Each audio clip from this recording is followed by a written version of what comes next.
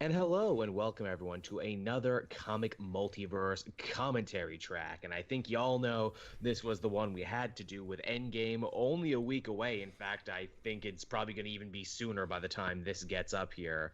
But yeah, we're going to be talking about Infinity War, everyone. I'm sure this has been on everyone's list for us to cover for a long time. And because this is a team movie, this is a big team up, a big benchmark, a big landmark in the Marvel Cinematic Universe. They couldn't do it alone, and I couldn't do it alone. And so joining me on this very nice Easter is, of course, my partner in comic book crime, Matt. Hello, everyone. And also returning a blast from the past. He answered the call, everyone. He's assembled with us now. It's Tom. Tom Gallagher. How you doing? Yeah, not bad. Thank you for having me. Oh, always a pleasure. I'm glad you could make it for this one. Also, happy Easter. It's Sunday as we record this, everyone. It won't be when we put this up, and I just want to be sure to date myself just a little bit. It has just gone midnight, so it is technically Monday now. So Oh, there you go. We have risen too, and we have risen with commentary. Is what we've done.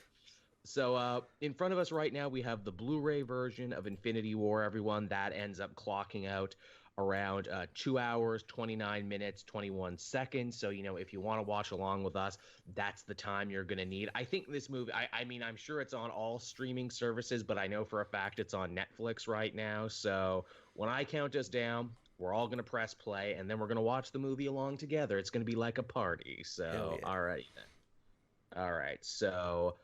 Five, four, three, two, one, play.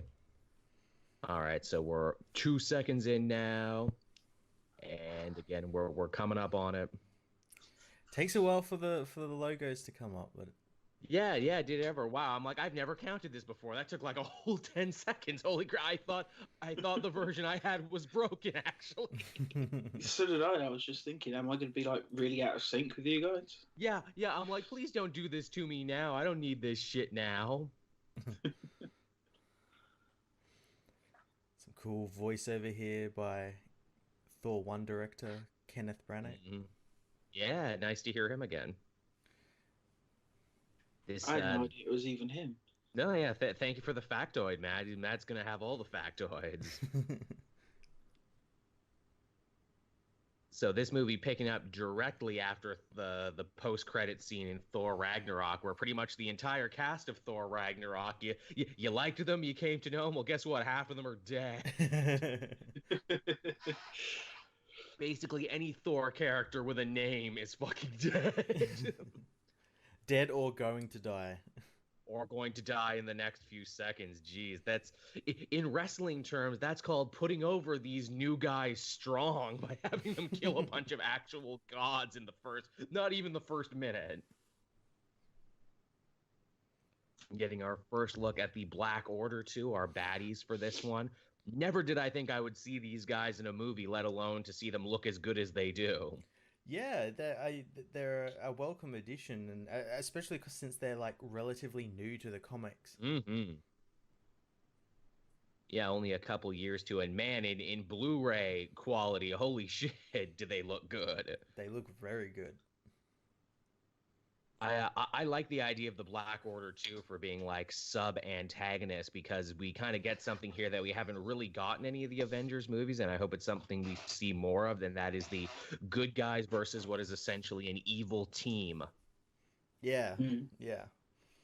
They are, and I put this in. I think my review or when we talked about it on our spoiler podcast. They're jobbers. They are, but they're jobbers to the stars, though. Gotta make everyone look strong, and Thanos looks very strong. Look at him, he's picking that guy up, no problem. How beautiful is the cinematography as well on this? Like, It's really nice. people say that Marvel movies look generally ugly, but Mm. this movie is gorgeous. Oh yeah, It's so very many of nicely the shot. shots are really great. Yeah. And you could tell they were planning these shots for a long time too. Mm. Mm. What So what Thor what having a what bad day. what do we think about like them just starting the movie where he's already got the Power Stone? I really would have liked to have seen the sacking of Xandar, but I understand why they did it for like time purposes. Yeah, I reckon there's still a chance we'll see it. We might even see it in Endgame. or in like another movie that takes place in the past or something. But That yeah, would be smart. The whole let's stop Thanos before he even gets his first one. Let's make our final stand on Xandar. yeah. Mm. So yeah, Thor just having a real shit week. You had to destroy his entire, homeland to get rid of his evil sister that he didn't know existed, and now he's getting the crap knocked out of him by a mad titan. Yeah, yeah. He's not had a very good couple of days. Mm. We'll talk about it later, but I think between him and Black Panther, talk about kings having really shitty weeks.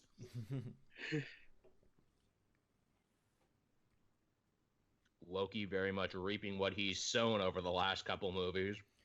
Mm-hmm. Hey, remember when I worked for you? Remember back in the first Avengers almost a decade ago now?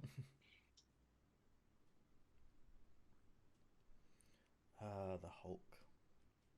Enjoy him while you can, because you won't be seeing much of him for the rest of the movie.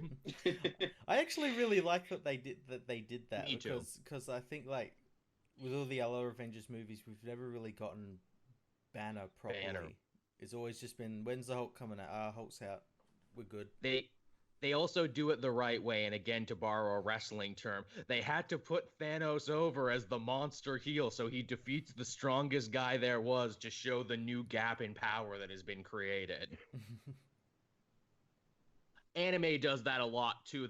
Now this is the new power level, this is the new dynamic, and you all have to build towards it. He absolutely destroys the Hulk. He does, and you could say where it's like the Hulk is strong, but Thanos is clearly more accurate and more well trained, and he's like hitting his pressure points and shit. Mm. And he has the power stones, so But I don't think he was using it. it didn't look like it wasn't glowing or anything.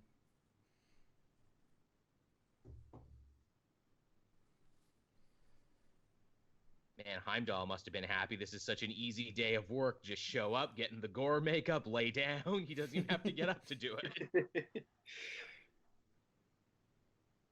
This is the easiest money I've ever made. Yeah, Idris Elba didn't have to wear that helmet he doesn't like. Nope. He just had to lay down. Ow. Bye, Idris. You're gonna be in Suicide Squad now. Yeah, he will be reincarnated in another James Gunn movie. Oh, they're coming back. They're all coming back, depending on what their contracts are looking like. But let's face it. But that's kind of the cool thing about Infinity War is that for so many non-comic readers, this is all shocking because they've never seen an event of this magnitude before. Mm-hmm. But it made me laugh so much though when. Mm-hmm. Especially when it gets to the ending of this movie, people were so torn up about it. But it's like, this is part one of a two-part story. Like, the heroes win in part one. Oh, yeah. What the hell is part two even going to be? A tea party. Also, too, as like comic fans ourselves, we're so, almost desensitized to this stuff where it's like, man, have you ever read a summer comic event? They kill everyone every July and then they come back by the fall.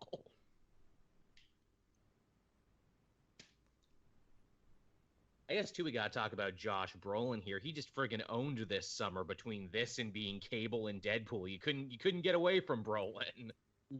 Yeah, he did a fantastic job in this film. He did. I think, too, between, him and Killmonger and Ego and all these other great new Marvel villains, they kind of fought that stereotype that most Marvel villains are one-dimensional. Mm-hmm. He has a lot going on in this movie. In fact, you could very easily argue Infinity War is more Thanos' movie than anything else because he gets what he wants at the end of it. He wins.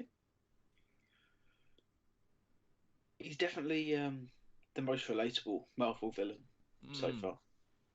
In his even though his plan is complete and utter like batshit crazy, because he is the Mad Titan, which I think a lot of people forget. It's like, dude's crazy is in his name. Yeah, that as well. Like, he makes like good points as well. Like, he's not just like, I'm crazy, so I'm gonna kill everyone. He makes like points like, oh, the universe can only hold so many people.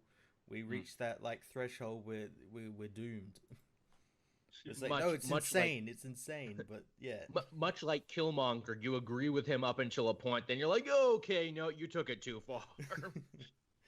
Even though with the stones he could just snap his fingers and make there be like twice as many planets to put the people on.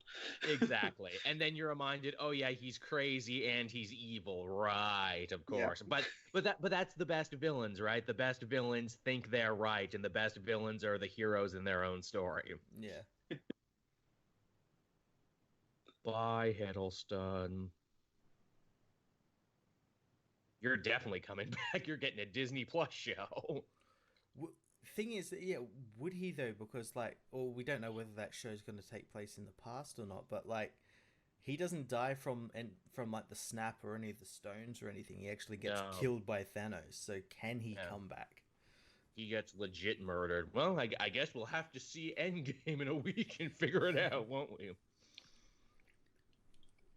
It's always a way. I can already read the comments where we're talking about this, and it'll be coming out about the time Endgame comes out. So we'll be proven right or wrong, and then we'll have people in the comments telling us we're right or wrong, and we should have known that to begin with, even though we're recording this a week before. It's true. What were you trying to say, Tom? There, they always find a way. So you're saying life finds a way. Exactly. No one's ever really gone. No one is ever really gone. It's accurate. Now I just want to do my best Palpatine impression. Good. I can't do that. Let the hate flow through you, Thor. When's Chris Hemsworth going to join the Star Wars universe is the real question. Soon, hopefully. Hey, if he kept flying that ship in the direction he was going, eventually he'd land in the Star Wars universe. Also, too, another thing we didn't mention, the Black Order here, they're not just Thanos' death cult. They say here that they're like his children, and I'm going to assume they're his adopted or stolen children. They're like Gamora, like how Gamora and Nebula are his children as well. They're children by being stolen from whatever race they came from. Which is a clever idea and something different from the comics, but at the same time, too, I love the idea of, no, Thanos totally impregnated a bunch of weird alien women, and that's what shot out. He took his inspiration from Ego. Which, you know what? That's not even crazy, because if you read Jason Aaron's Thanos book, that's literally what he does. Oh, yeah, he gets around. Oh, yeah, he bones. I'm saying Thanos fucks is what I'm saying. Now, that shot right there of Hulk falling through the roof of the Sanctum Sanctorum, that's exactly like Silver Surfer falling through the roof. Yeah, in Infinity Gauntlet. Nice little reference. See, the people who made the movies read the books. Ain't that nice?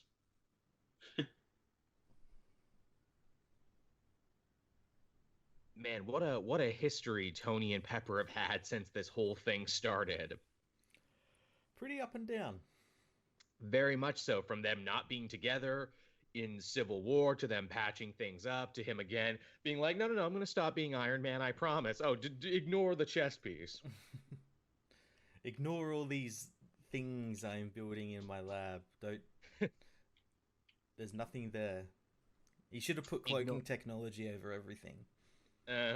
Ignore the young spider person I am mentoring and whose suit I built. Ignore me. Oh yes, the nano machines too. He's got the nano machines in him. To think how far we've come from his suit having to be put on by another bigger robot, or to where he just had a suitcase with his suit in it. It's great. I've been watching the Marvel movies in lead up to Endgame, and I just love the progression of his armors throughout the film. It's just so cool. I mean, this is basically Bleeding Edge from the comics, more or less. Pretty much, yeah. Where the heck are they going to go next, I wonder? You can't really do next. Like, that's it. Yeah, what's after nanomachines, exactly? He becomes the armor. Yeah, really. Oh, He's they can do that too. Oh, they gotta do it like Invincible Iron Man. He'll die and he'll become like the AI in the armor. He'll become a hologram. Oh no. No. Oh man, you joke. That's not a terrible idea actually, because if he's just the hologram, that means Robert Downey Jr. can literally start phoning in all of his performances. And still make $50 million a movie. Yep, doesn't even have to show up to set anymore. It's amazing to think all these movies in, and it's only here at this moment does someone sit Tony Stark, Iron Man down and explain to him the deal with the stones. Yeah. Well, that's the thing. Like, Wong and Strange are like the only two people on Earth really who know about them all. Indeed. This is also for the lackluster fans in the audience. Hey, did you skip Guardians of the Galaxy? Did you skip all of these? Well, here's what you need to know. We hope you didn't skip, because you're going to be fucking lost for a good chunk of this. And they do a good job of like making it out like if this is like if you only watch like the Avengers films. Yeah. They do a good job of explaining stuff. To their credit, yeah, you're not going to be totally lost, but you won't appreciate it as much. No. I also liked... No, go ahead, Tom. No, I was just going to say, I think the only film in the Marvel Cinematic Universe I hadn't seen before seeing this movie was Black Panther, purely because I didn't have the money to go and see it at the time. And they came out very close together. Yeah. I had to make a decision, but thankfully that's probably the one movie where I didn't really need to see it ahead of time. No, sure. You really didn't. All it really establishes like this is Wakanda. This is this guy. It sure helps though for that final battle. Oh yeah. Oh yeah. Thankfully I saw it later and I did enjoy it. It is even good. if the visual effects aren't fantastic in the final act. Yeah, the rhinos, you know. I'm thinking more just that final fight between Black Panther in the and vibranium mines. Oh yeah. That just. At that point, I was so in. Oh, I enjoyed it. It's just compared to everything else, like it's just visually, it just didn't work for me. It is. I do like here our first big meeting between Tony Stark and Doctor Strange, two characters who arguably share a ton in common, both personality-wise and origin story-wise, even facial hair-wise. And I like the idea that they're not cool bros right away. They actually don't like each other. They're not the science bros. No, they're not science and magic bros yet. They're kind of dick measuring. As they should be, because it's like, hey, you chose science, I chose mysticism. We should be diametrically opposed a little bit. Well, not only that, they both have huge, huge egos. Yeah, they do. Oh, yeah. And even though both of them have both been humbled, they still have huge, huge egos. There's still more humbling to be done. It's okay. Thanos will humble them. He'll make them humble with the camel clutch.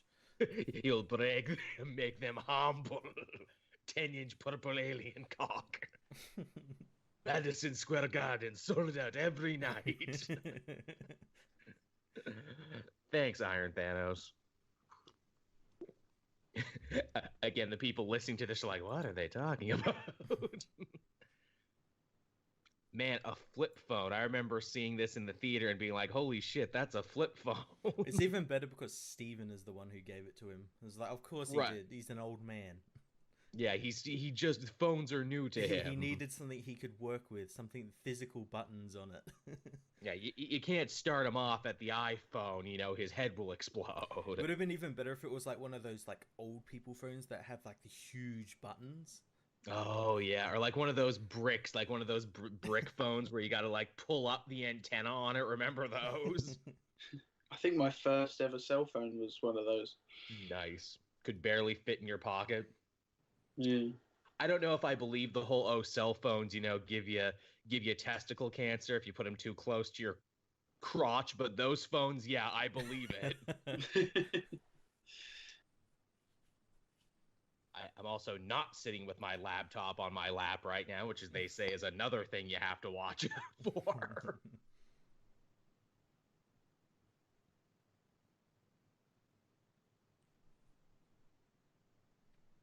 He says he might want to use the time stone, but he really doesn't for the whole movie. Which, to me, people like criticize, but I'm like, no, that's totally within character, because in his solo film he does it and he sees the effects of it and what can happen. So he just barely gets out of that one. Yeah, so of course he's gonna be like pretty apprehensive about using this device that can reverse time, cause time paradoxes, all sorts of things. Which is funny to think it looks like for Endgame, time travel via the microverse is how they're gonna save the day. That they might even explain that it was like that's a safer way of doing it. True. Hey, Stan. Stan, whose Endgame appearance is apparently his last cameo. Aw, that's sad, but also fitting in a way. Yeah. Didn't James Gunn film like a bunch of cameos on the green screen? They said they Marvel Studios said they did film a bunch, so it might be like maybe like this will be his last one for a while, and maybe they might like just to be a bit more respectful, so they're not just like pumping them out. Right. They want to hold on to some of them. I think he would love the idea though. He'd be all for every film. I'm never gone. I live forever in this universe I created.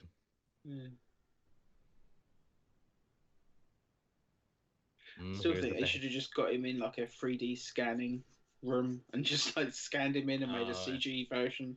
If it works for Tupac, they could just take the 3D model of him from the Marvel Spider-Man game. Hey, that's a pretty good model.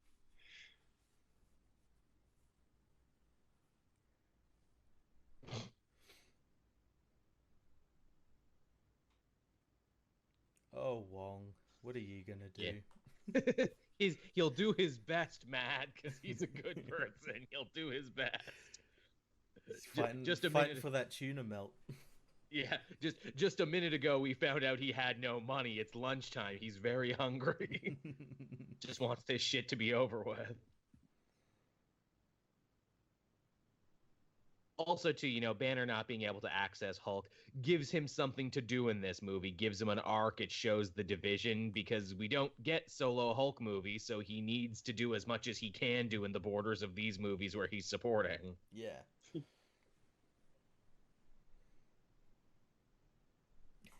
Wizards. Considering that Banner has basically wanted to get rid of the Hulk for a long time, this is the worst possible time that he could actually have it happen. Yeah. And it's so fitting with Banner's character, because Banner, as he says, I never get what I want. I am just the friggin' Charlie Brown of this universe. The football is always being moved. Yeah. I do like Banner's reactions to all of that stuff in the background there. Just Mark Ruffalo, just react to something that's not there. He's got good facials, that's for true. We never get an explanation of Ebony Moore's power, do we? He's just like, he's not magical, but it's not science. It's like maybe it's telekinesis. We don't know. Yeah, it's cool though. I like it. As do I. They also don't really name all of them, do they? Ebony Maw gets a name, but all the other ones don't get names.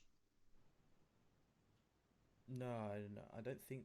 Oh, I think they might call Corvus at one point, or the Glaive or something. I'm not sure. Yeah. Again, it's just there for us comic fans. You know what these monsters are called. Yeah. Oh, well, they changed Black Dwarf's name. Indeed, they did. Hulk, so humbled, he does not want to come out. He's too embarrassed to show his face in public. Yeah. Well, I mean, when you're the strongest there is, then to be proved that you're not the strongest there is. Well, see, no one saw the fight because Thanos killed everyone, so you could just get on Twitter and lie and say he won. Yeah, really? Thanos doesn't have a Twitter. That you know of. I mean, hey, once he retires, he'll have to do something to keep himself from going crazy.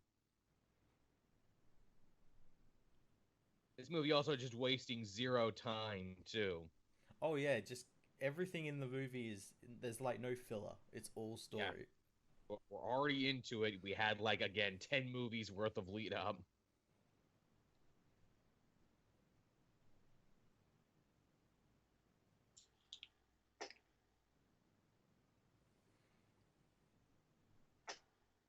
See, now the problem is we're just watching it now. We're just getting into it. That's the problem with good movies. It's true. It's just like, oh, here's a good scene. Here's another good scene. And I don't want to be that guy being like, ooh, watch this. This is fun. I do like that the cape of levitation the cloak of levitation gets a bit more to do in this film. Like, it's an actual character. Oh, yeah, is it ever? It helps out. It teams up with Tony Stark and Spider-Man. And I wonder who else it will team up with in Endgame. Indeed. And Spider-Man just happy to be invited. Can you believe I'm in this and it's only my second appearance? It's pretty crazy, eh? It very much is. That this late in the game, we got Spider-Man, arguably the most popular Marvel character. But then he also fits in like he was always meant to be here, because he always was. That's part of the genius, though, of what they did with Civil War. Like, establishing that Spider-Man had been Spider-Man for a little while. Indeed. Also, too, people would argue, hey, doesn't Far From Home coming out, kind of spoil the end of Endgame? Yes, but again, we all knew it was going to work out. Yeah. Anyone who's ever read a comic book knew that pretty much was going to happen. They're not going to kill Spider-Man in his second or third appearance. They might kill Iron Man, though, but we'll see about that. Again, if they kill him, they can bring him back as a hologram. Again, that's our idea. You have to pay us for that, Marvel Disney Cinematic. We want residuals. Well, technically, Nick Spencer came up with it, but it was our idea to use it.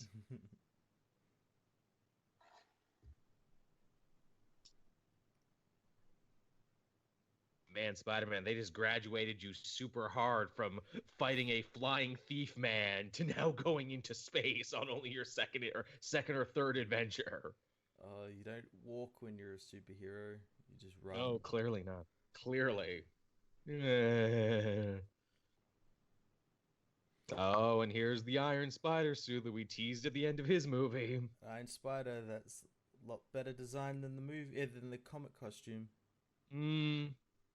I much prefer this one than the comic costume. It's a fun costume. It merges a lot of fun ideas. I like the Iron Spider suit, but I like it on everybody but Peter, interestingly enough. I liked it when Mary Jane put it on. I thought she looked really great in it. I liked it when there was that whole Iron Spider team that Tony Stark had put together after Peter outed his identity in the comic Civil War. Yeah. I do like playing the Spider-Man video game with the Iron Spider suit. It looks gorgeous in that game. Shiny. Oh, shit, I just remembered too.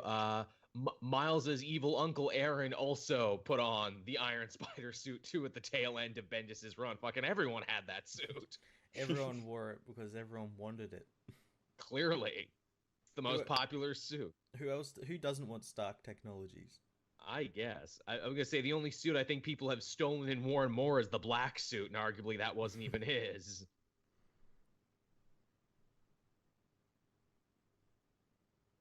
Oh, look, some garbage. I mean, a flip phone. Like, the most important flip phone.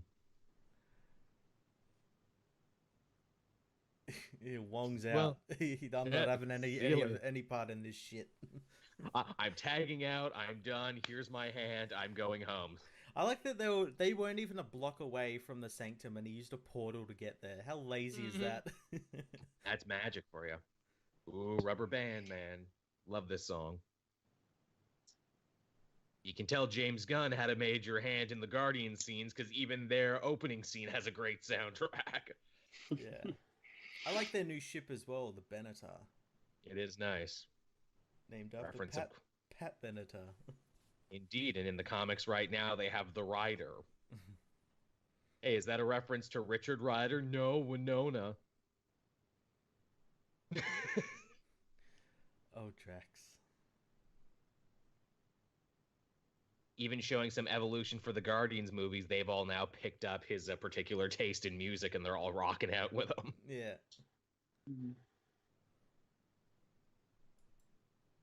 I like that Groot has grown up a little bit more as well. Mm-hmm. I know we saw Teenage Groot at the end of Guardians 2, but now he's even more difficult Teenage Groot.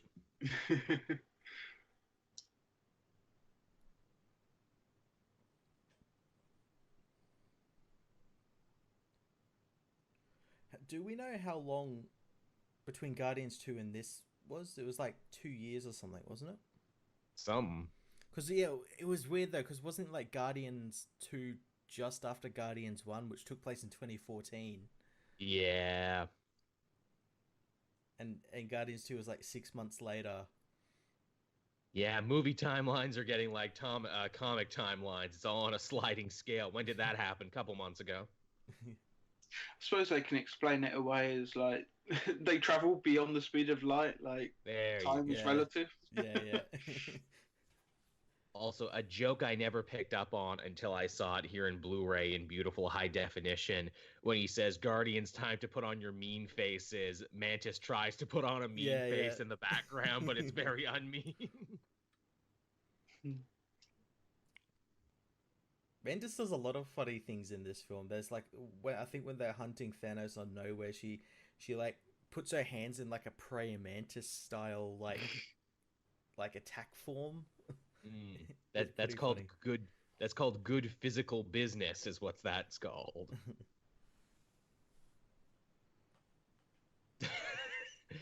Telling Chris Pratt he's put on some weight. Don't be real, Dave Bautista. Don't tell him he's only a sandwich away from being fat. He'll believe that. That's Dave Bautista. That's my dream for Peter Quill. He just like starts looking like Andy Dwyer from Parks and Rec. It's just fat Chris Pratt again. Back.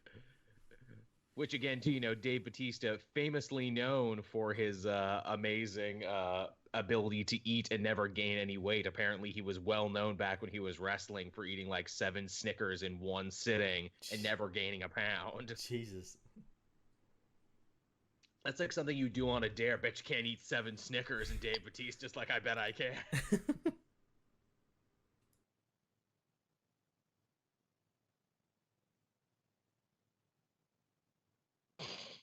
Hey, there's your trailer moment. Also, Drax instantly forming a man crush on Thor is pretty adorable. Yeah. This man is a god, a pirate angel.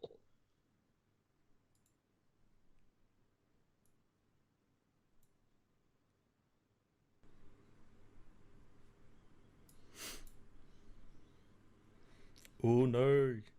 I like that. Yeah, don't say that. Like Drax just says it. Just, we don't know who this person is, but we will just tell her that Thanos has a daughter. He is an ultra literal, though. He can't lie. And the fact that you think, oh, this is going to be a big problem for Thor, he's like, no, I have an evil half sister and an evil brother who's died a couple times. Who am I to judge you?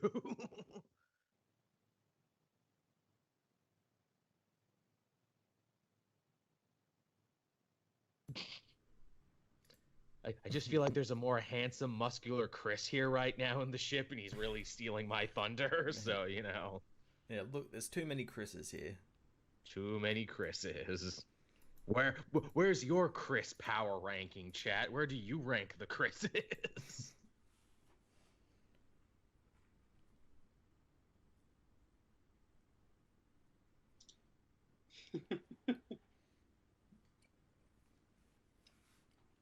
The deep voice. Oh, yeah. So wonderfully goofy.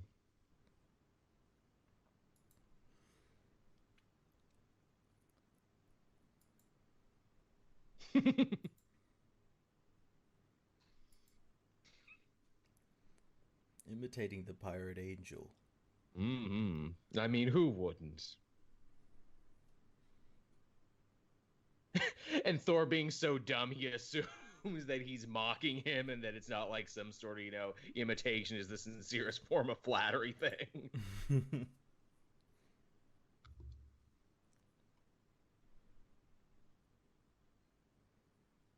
Someone pointed out to me the other day where they're like, "Oh, nowhere spelt wrong. Shouldn't there be 2 W's?" And I'm like, "No, it's always been that way." And then I'm like, "Oh no, wait, yeah, I guess that is spelt wrong." But as a comic reader, you never ask those kind of questions. You're like, "Well, that's how it's always spelled. Poor literacy is cool." They share the W, the no, and the where. It's space literacy. They always drop a letter. Very much so.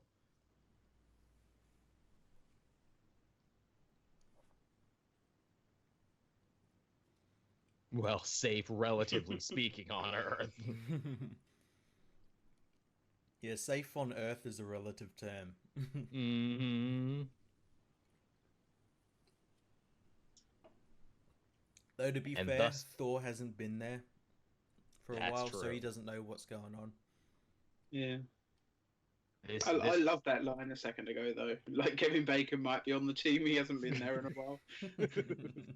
Great line. Oh, it's only a matter of time before we can get at the actual Kevin Bacon in these movies. You know, if they do, they'll make a joke about that. Oh, naturally. Oh, definitely. Also, too, thus begins Gamora's overarching storyline for this movie, which is probably the meatiest storyline she's gotten, which is good, because I know one of the only weak things you can say about the original Guardians of the Galaxy is that she was kind of underserved, but they seem to actually go to their way to give her way more to do, not only in Guardians 2, but especially here, where she becomes one of the most key characters. Yeah.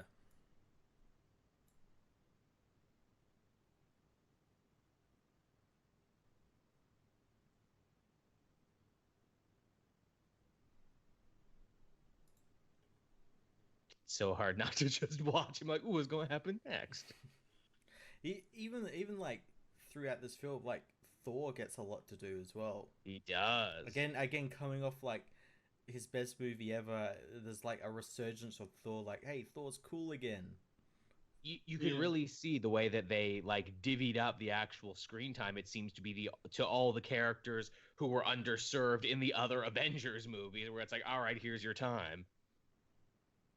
Also, too, I had theorized when we saw this originally, Chris Hemsworth getting so much more time as Thor, it seems like he might be the one to stick around, while the other two Chris's are like, or you know, where Captain America and Iron Man are like, nah, maybe we'll stick around, maybe we won't, we'll see. Well, Chris Hemsworth has said like he'll play Thor for as long as he can.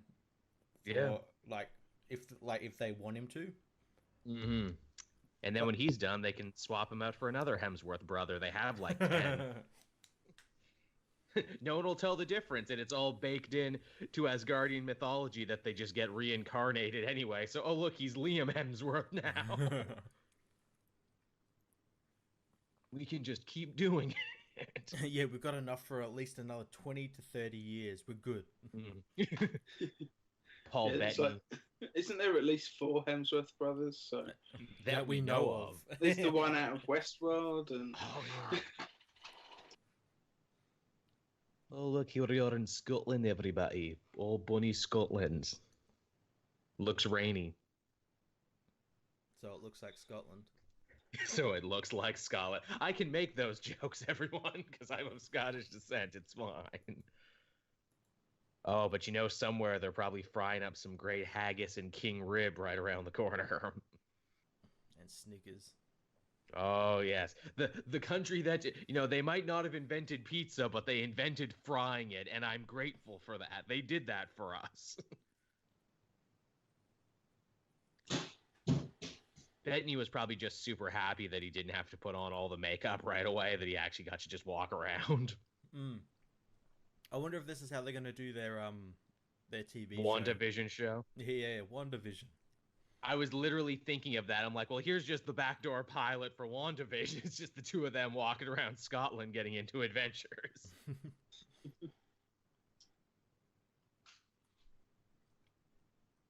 Again, these two characters get stuff like built off from their previous films.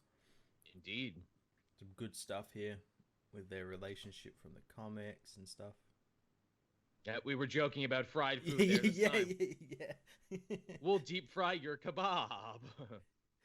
Please do. Man, so in the theater I was in when Vision got stabbed through the chest there, everyone legitimately jumped in the theater because we already saw Hiddleston and Idris Elba get killed. So they're like, oh no, anyone can die. Which means I think the filmmakers did their job. Yep. Definitely. It's like a horror movie. Who's going to die? You don't know. Could be anybody. And we already had the black guy die first, so... Yeah, really. Also, too, with Vision being a robot, you can actually get way more violent with him than you can any human being. So, yeah, you can have him get stabbed right through the chest, and it's fine. Yeah.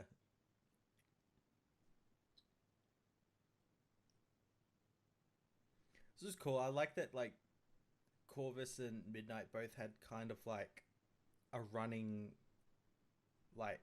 rivalry with Scarlet Witch and Vision. Yeah, the two couples. Yeah. In fact, Midnight will even have a thing later on where it's like, hey, you know, you killed one of ours.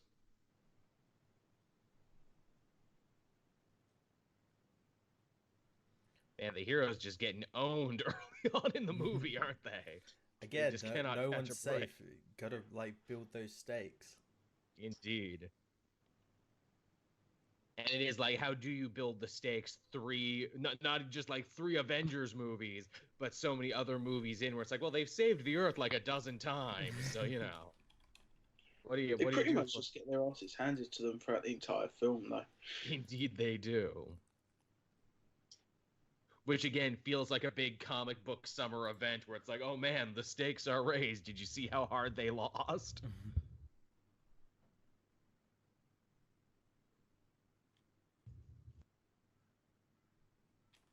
Aww.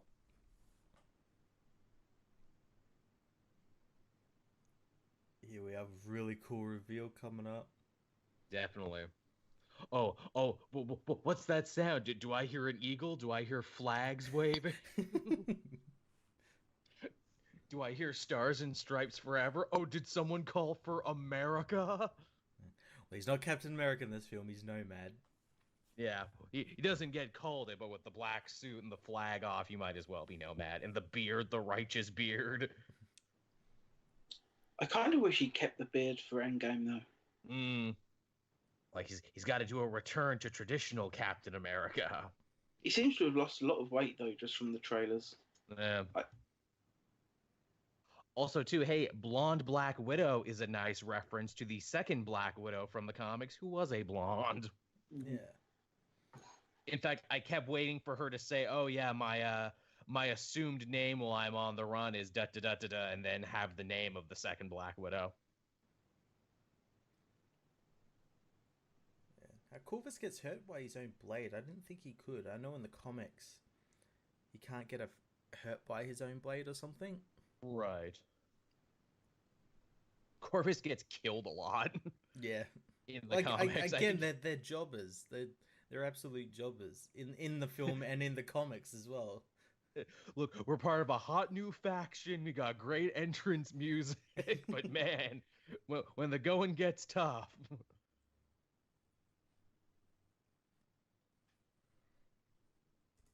Did you see my new beard vision? It's pretty righteous, isn't it? I've been using this great new beard oil.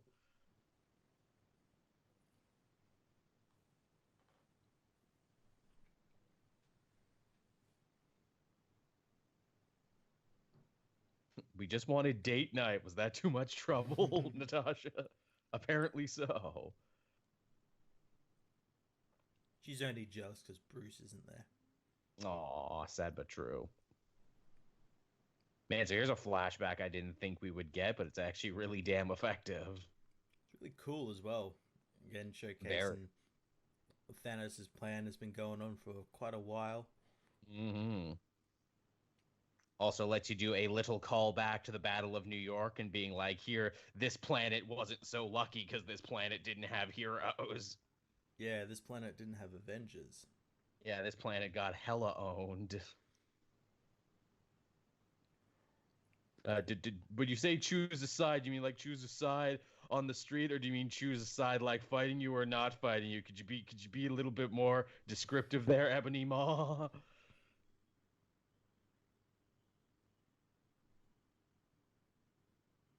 actually, I don't know if it's, I think it's this week actually, as we record this, they're actually coming out with a new Thanos and Gamora miniseries that would seek to actually fill in the blanks around this exact time from when she was adopted to when she became a Guardian. Yeah. Almost like there's a new movie about him coming out.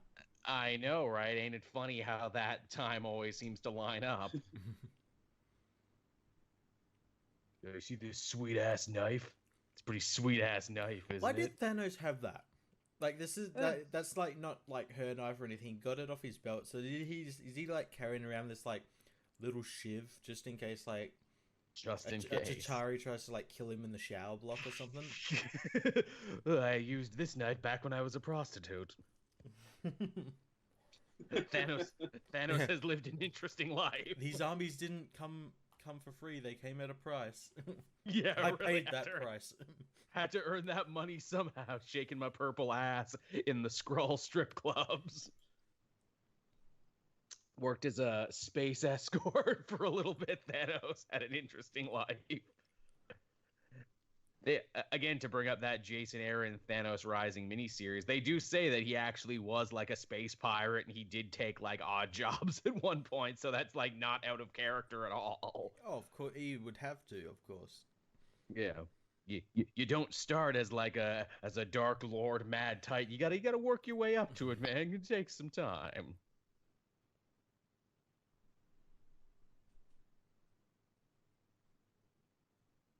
Now, I think Peter Quill is very unfairly maligned in this movie for the choice he'll eventually make at the end during their big fight with Thanos. And I think it's unfair because of moments like this where, Gamora confides in him saying like, look, if it seems like it's going too far, you got to promise to kill me, which ties in perfectly with Peter's arc from the first movie where, his big fatal flaw was he couldn't let his mother go.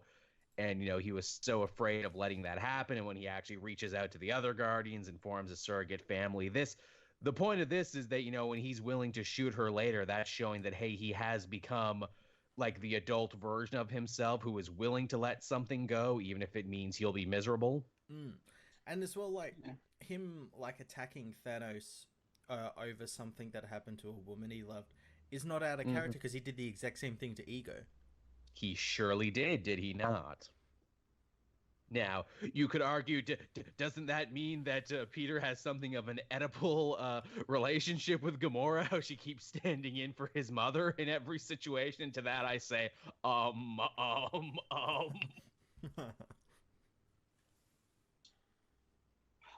don't think you can blame the character for making an emotional decision in this situation. Like, it's an emotional time. And also, as we've shown before, Peter Quill, he ain't no brain scientist. Drax, and probably his funniest scene in the whole movie. Drax the Invisible Man. Yep. So perfectly still. Why didn't he use this ability on Thanos? He really should have, shouldn't he? Snuck right up on him. It would have been like this movie's version of Dance Battle. Why didn't Peter challenge Thanos to a dance battle? He didn't have the dance stone or the rhythm stone.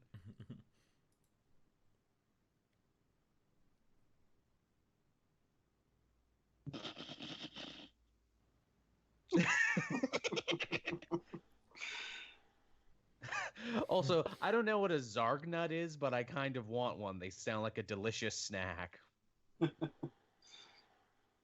See, that's the part about going to space they never talk about. What amazing alien munchies you could get while you were there. Like, you ever tried Martian Doritos, man? They blow out of the water regular Earth Doritos. So I wouldn't mind trying that fruit from Guardians 2, as long as it's ripe. Yes, exactly. if it's not ready, no. It's not even worth it. It's like a Duran. You open it up, it just smells like an open sewer. Oh, yeah. Come to the Comic Multiverse commentaries for all your Duran jokes.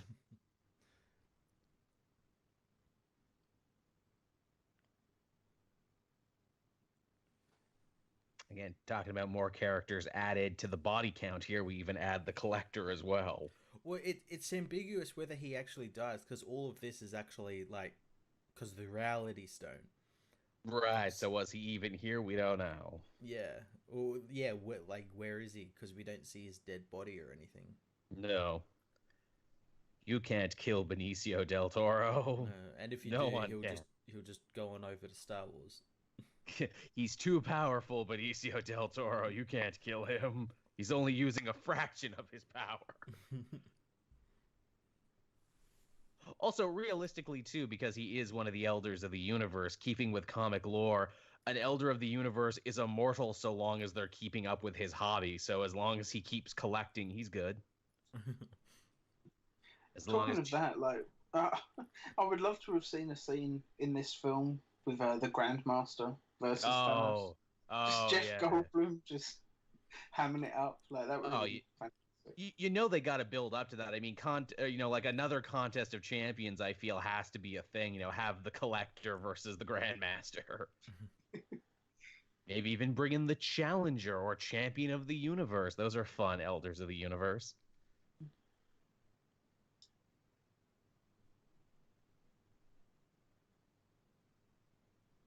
Oh.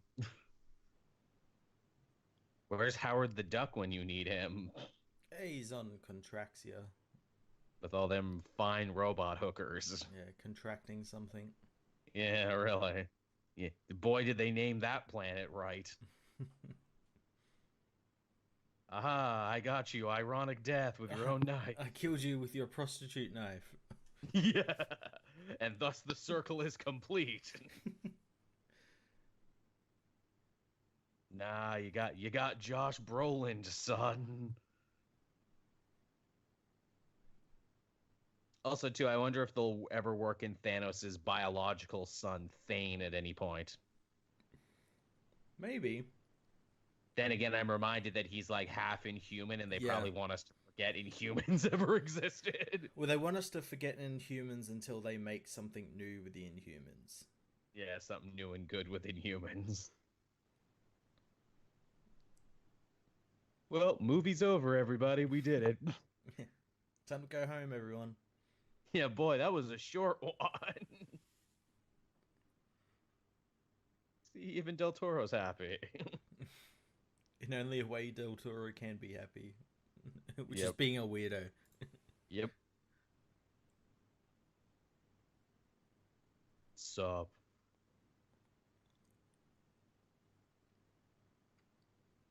Surprise, motherfucker. It was all an illusion. You played yourself, Guardians.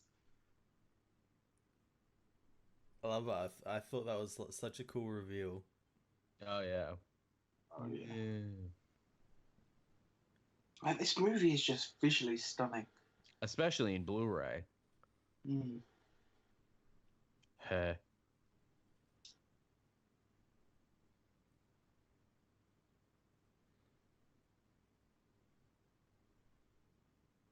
I'm already playing with all the cheats turned on. Yeah, does this mean that, like, trophies are deactivated? Oh, yeah. I mean, he's got the power glove. And he can't platinum the universe? No. You can't go online, because that would just break the meta. Oh, no.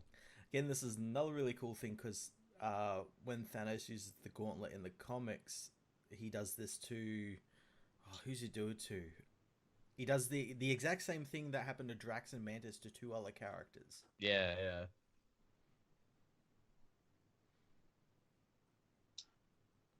Talk about the worst version of meeting your girlfriend's dad ever. Especially because he turned out to be Grimace. Yeah, really. Don't make fun of my nutsack chin. You see, Thanos, he just went around adopting the most colorful children possible. Gamora was green, Nebula was blue, all the other children were different colors of the rainbow. He was just starting his own Burger King Kids Club.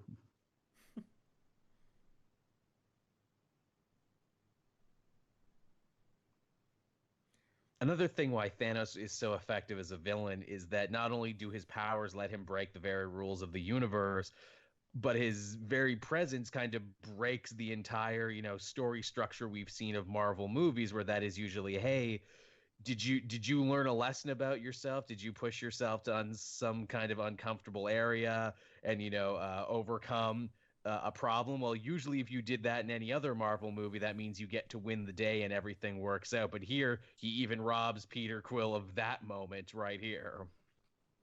Yeah. By proving, yeah.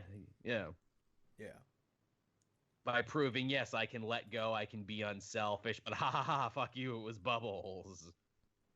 You learned your lesson, and it still didn't matter. You grew as a character, and I still win. I also like that because Peter did that, or was willing to do that.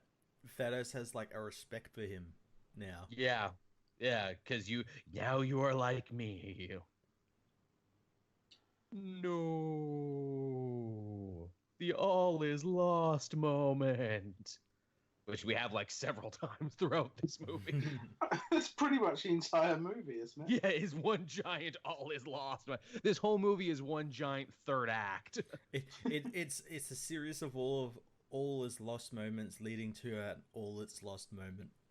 A really lost moment. It's the same thing that The Last Jedi did, except not quite as effectively. And I like that movie too. I actually quite like it, but there were some dumb moments in that movie. We talked about this on the last commentary that we quite enjoyed. Tell you what, let's all meet up and do Last Jedi again before Rise of Skywalker comes out this Christmas. Now, this moment here I love because we get to see Thunderbolt Ross again, but it's also ever so slightly disappointing because Banner is literally hiding out in the other room and doesn't come in until after Thunderbolt Ross leaves. Hey, I would as well. The guy, wants to hunt him down. He's probably been hunting him for the better part of, 10, 15 years, so... And where's that Banner who fucked my daughter? God, I hate him more than anything, and because I can't screw with him, I'm screwing with the whole superhero community. He probably could come out, though, because he'd probably just be like, who's that? Last time I saw Banner, he looked like Ed Norton. Exactly. You wouldn't recognize him. Thunderbolt Ross is the only one who knows the difference. God, I hate Banner so much, I'm going to shoot myself up with gamma radiation and become a Red Hulk. That'll show him. It still does make me laugh, though, how people say that the Incredible Hulk has just basically been ignored by Marvel since that movie came out. But the fact that he's even in this movie and Civil War, it basically goes to disprove that. The fact that Agents of S.H.I.E.L.D. keeps mentioning the Abomination in, once a season. Yeah. They're gonna get him out of deep freeze one of these days.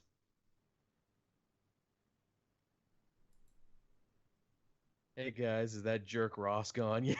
Can I come out now? I like to imagine he was just hiding in a closet waiting for him to go away. Hiding under some coats. He can't find me if I'm under these coats. Also, I found some mints in the coats while I was in the closet.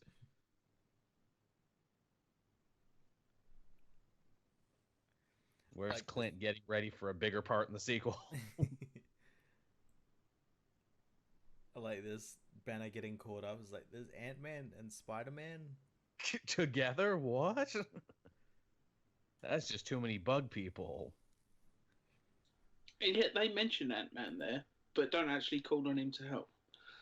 They mentioned that he's under house arrest. Him and Clint took the deal with the government and to be with their families. So yeah, they wouldn't want to involve him anyway because of that. For more on Ant-Man, see Ant-Man and the Wasp, the next big Marvel movie. Just wait till Endgame when that plan for Ant-Man to go up inside Thanos' butthole comes to fruition. Which, I think is personally silly because, as Matt and I have been saying forever, the real gambit is for Ant-Man to shrink down, swim up inside your dick hole, and punch you from the inside. That's where the real money is.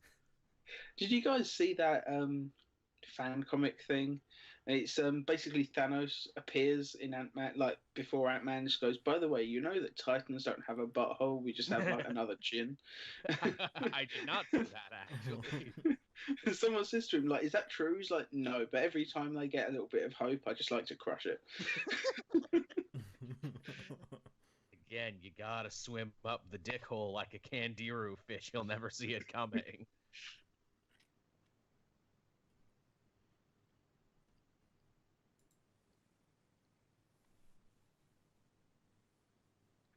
Also, a very important thing to state that no, we can still have Vision even when we're done with this whole stone plot, we promise. Yeah, they'll just put in that solar gem thing that he has in the comics. Yeah, yeah.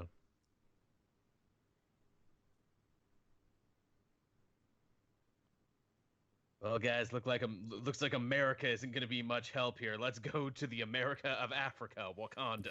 The America of Africa. Yeah. This walled-off nation. I like to think Steve just says that no matter where he goes. Ah, yes, now let us go to the America of North America, Canada. Everywhere he goes is the America of somewhere. Yes, Tony's on the America of space, Titan. Titan, also known as America. Ah, yes, we must find the White Wolf. Geralt of Rivia, Bucky Barnes of Brooklyn. Good enough. Wake the White Wolf.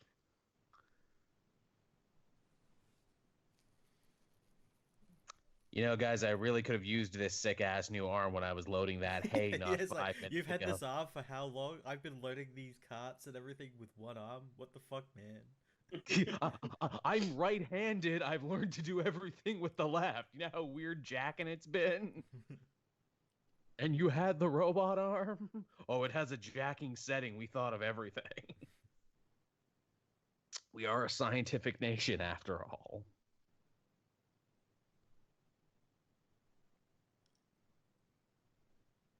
Oh, you don't say.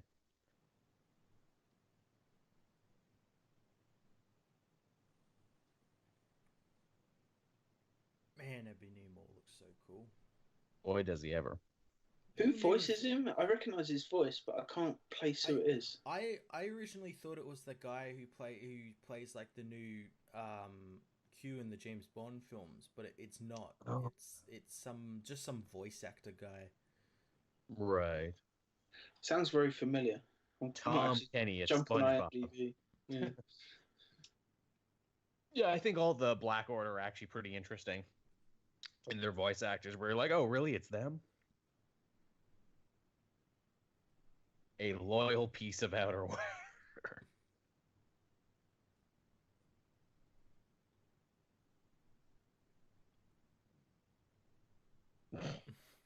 Man, Tom Holland's great. And the fact that he can hold his own as such a young actor with all these other much more seasoned veterans, I think is a great indicator of how talented he is and what a good career he'll probably have. Yeah, I hope after Far From Home, which is apparently the final Spider-Man film in the whole Marvel Studios deal, they actually just re-up the contract and give him more. Oh, you know they will. It's Spider-Man. They'd be silly not to. I say that, but it's Sony as well. These are the guys who made Venom and are making Mobius. If anyone can find a way to fuck it up, it'll be Sony. They're like, no, we'll make it in continuity, but we'll make the films from now on. That should be on their business card there. Sony, we could fuck up a pot of coffee. Sony, we don't know how it's fucked up yet, but we'll do it.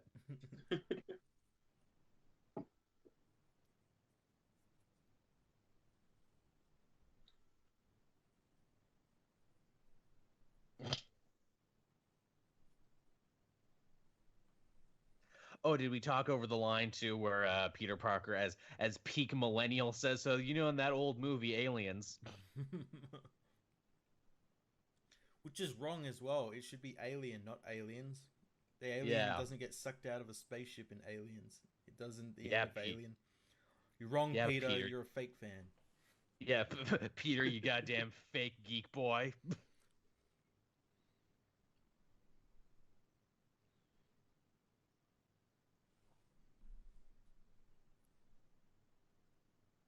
To be honest, I probably would have got that wrong as well, though. I don't think I've seen Alien or Aliens since I was like 12 years old. Oh man, they're so great films. The second one I remember liking more than the first, but how funny is it too to hear Spider-Man make reference to a James Cameron movie when James Cameron was supposed to make a Spider-Man movie there for a couple years? Thank God he didn't, though. Yeah. God, that why? script I would have loved to shit. have Arnold Schwarzenegger as Doc Ock. Yeah, exactly. Not just as Doc Ock, but he keeps referring to himself as Spider-Man in that script as well. Yeah. I would love to hear Arnold deliver the line though, like, "You're not the real Spider-Man. I'm the real Spider-Man." I'm going to crash you with my arms now. I like to imagine that the Arnold Schwarzenegger version of Doc Ock would just have like giant bicep octopus arms. Yeah, like 4 extra arms. Yeah, but they're all like Arnold's arms. Yeah. You are a superhero girly man, and I'm going to crash you now. Public eyeing is like calming. Yeah, being a super villain is like calming every day. I calm. I fight Spider-Man, and I calm. It's great. Pumping Iron is crazy, everybody. So I still haven't actually watched that documentary. It's insane. It's great. There's a great scene in it where like Arnold is like psyching out was it Lou Ferrigno? Yeah. Talk about a superhero connection, the original live action Hulk.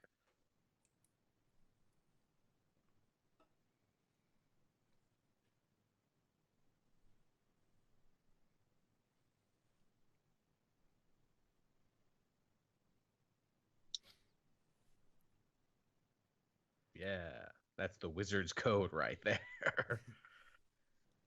Yeah, fuck all of you. I'm saving the stone. I've got magic. Ooh.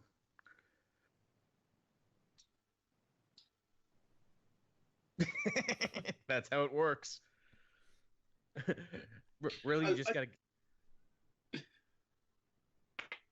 was just gonna say, like, did it annoy you guys as much as it annoyed me when people were saying, "Oh, so Peter's an Avenger that easily now"? Like, even though he turned it down at the end of his own movie, like.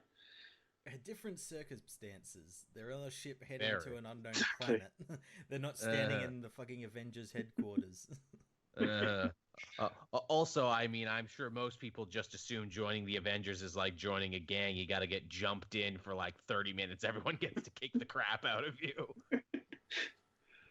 Also now, he did that just to like cover his ass, so Peter wouldn't sue him if he got hurt. Yeah.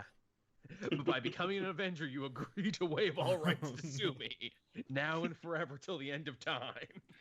It's annoying though. I kept seeing comments like that saying, "Oh, so the Iron Spider suit was always in Peter's suit in Homecoming." It's like, no, did you miss that bit where, like, Stark launched the Iron Spider suit at Peter as he was falling from that spaceship? I saw that. Oh, that really pissed me off. One thing that I am disappointed that it isn't the holdover from Homecoming is we didn't get any Karen. No.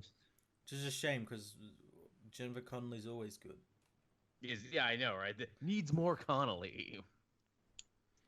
I say that when I watch any movie. Needs more Connelly. This bit is great too. I think this is the moment where Thanos really takes up a level from being like a pretty good villain to being like a pretty great comic book movie villain, because they learned the lesson with him that they learned with Killmonger, and that is how do you create sympathy for a villain? Oh, have your villain cry. It helps a lot, actually, and it really disarms the audience in movies like this where it's like, whoa, he's getting really emotional. Holy crap. I don't know what to do with this. I know it hasn't come up yet, but how good was it when you first saw this movie to see Red Skull again? Oh, amazing. Completely, I had no idea that was happening. I knew we were going to get a character that was going to be like a Stonekeeper, but I thought they were like, oh, this is how they're going to like introduce Mephisto. Or something like that. Mephisto, who obviously was a big part of the other Infinity storylines from the comics.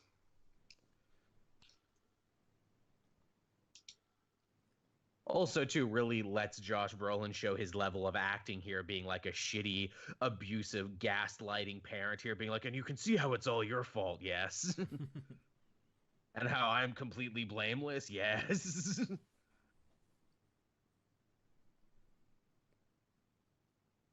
Yeah, if you weren't such a shitty child, I wouldn't have been a shitty father. Yeah, really, it's really your fault. Oh, piss and moan, piss and moan. It's like nothing I ever do has been good enough for you since I killed your parents and kidnapped you. Yeah. Geez, you had to like genocide of your whole planet like affected you or something. Like, geez, get over it. I slave all day and night over a hot infinity gauntlet, and this is the thanks I get. But at least you're better than your sister. Man, what an interesting journey Nebula has been on too, from being a villain to actually getting a lot of sympathy into to here getting even more sympathy. And becoming like a hero. Yeah. It looks like it's going to be her and Tony for that next one.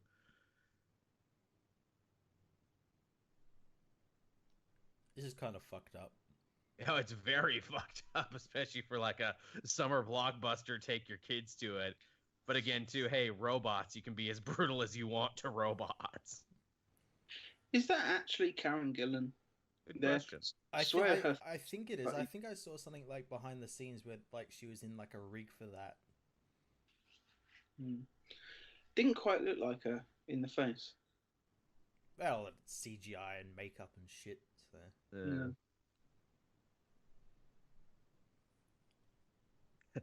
Really, Nebula? You got to film every conversation in your memory banks. You can't go back and delete some of them. What's this, Nebula, in your brain? You also have the entire first season of Letterkenny. You kept that.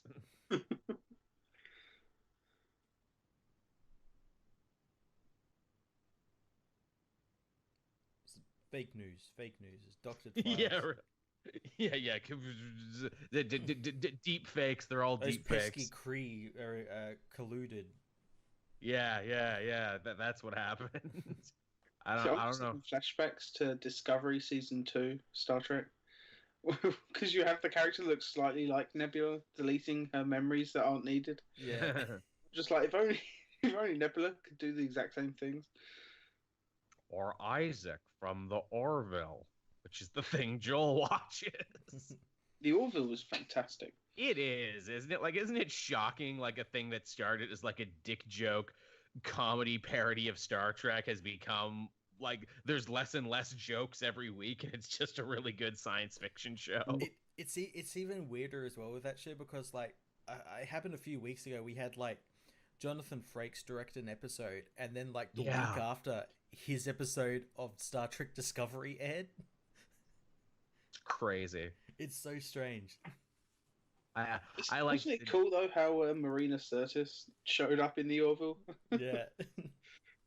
They keep having Star Trek like actors turn up, like not even to mention that Sisko's wife from DS9 from the last few seasons is like one of the main characters on the show. Oh, is she? She's the Doctor. Oh, see, I didn't know that. That's cool. Yeah. I'm just rewatching now, and as I got to season, like about halfway through season 3, I was like, "Holy shit, that's her!" Then I was like looking into it, it's like, "Oh shit, she's Sisko's ongoing love interest for like the entire rest of the show."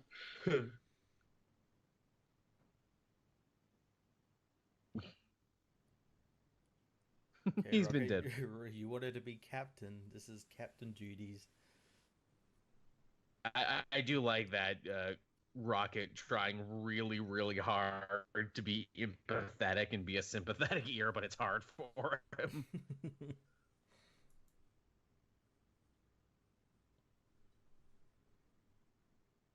One thing I can't get over in this movie is just like, seriously, how incredible to like the fully CG characters look in these movies now. Oh yeah. Like you look back at like the beginning of the MCU, whenever they had a full CG thing, like to now, it's just it's incredible. It's completely different. And also credit to the actors who were able to act and emote across from what we know is nothing. Yeah. Or a Sean Gunn in like one of those gray pajama suits with the ping pong balls on it. Was Sean Gunn Rocket in these scenes too, or is that only in the Guardians movies? Does he get to pull double duty? I assume he did it in this. Yeah, I know they did also have like an actual like a rocket maquette made up as well. Yeah. I'd love to see the plates of this where like we got Chris Hemsworth here like crying and stuff, and there's like a stuffed raccoon just sitting in the chair next to him. Across from him. What an amazing actor. I know that they had a stand-in actor for Groot, so I assume they did for Rocket as well. Here, Thor, take my AIDS eye. Yeah, really, you don't know where it came from. Also, what a great organic way to explain Chris Hemsworth can get 2 eyes again for the rest of the series. I kind of wish he kept the eye patch. It is. Yeah. And with no Odin, too, you know, he's Thor 1 eye.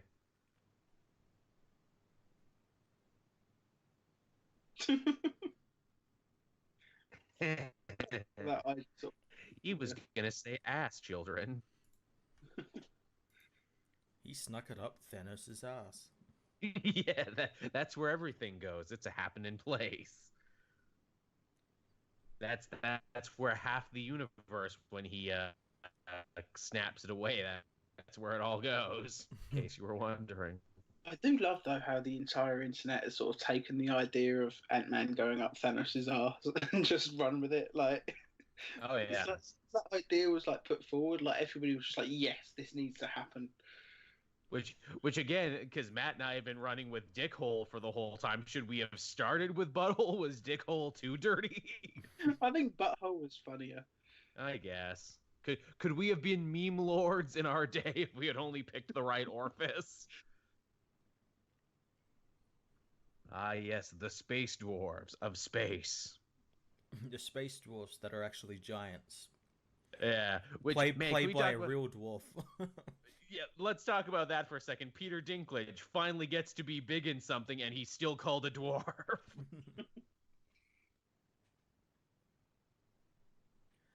I wonder how they filmed this.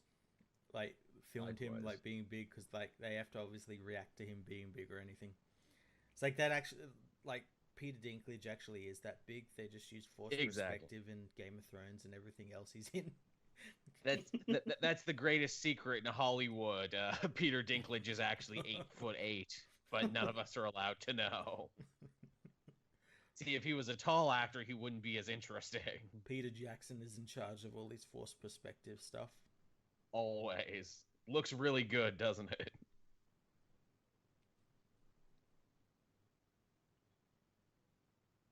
It's funny, before I saw the film, and people were saying that people kept referring to giant Peter Dinklage.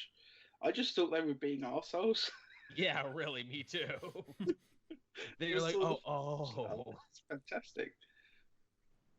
It's like Big Luke from the Star Wars movies. I do wonder, though, how Odin had a fake Infinity Gauntlet if he only made the one. I always like the idea that it's because it's a glove. I just always like the idea that there were 2 of them because gloves come in pairs of 2. Yeah, it's just how they work, one for each hand.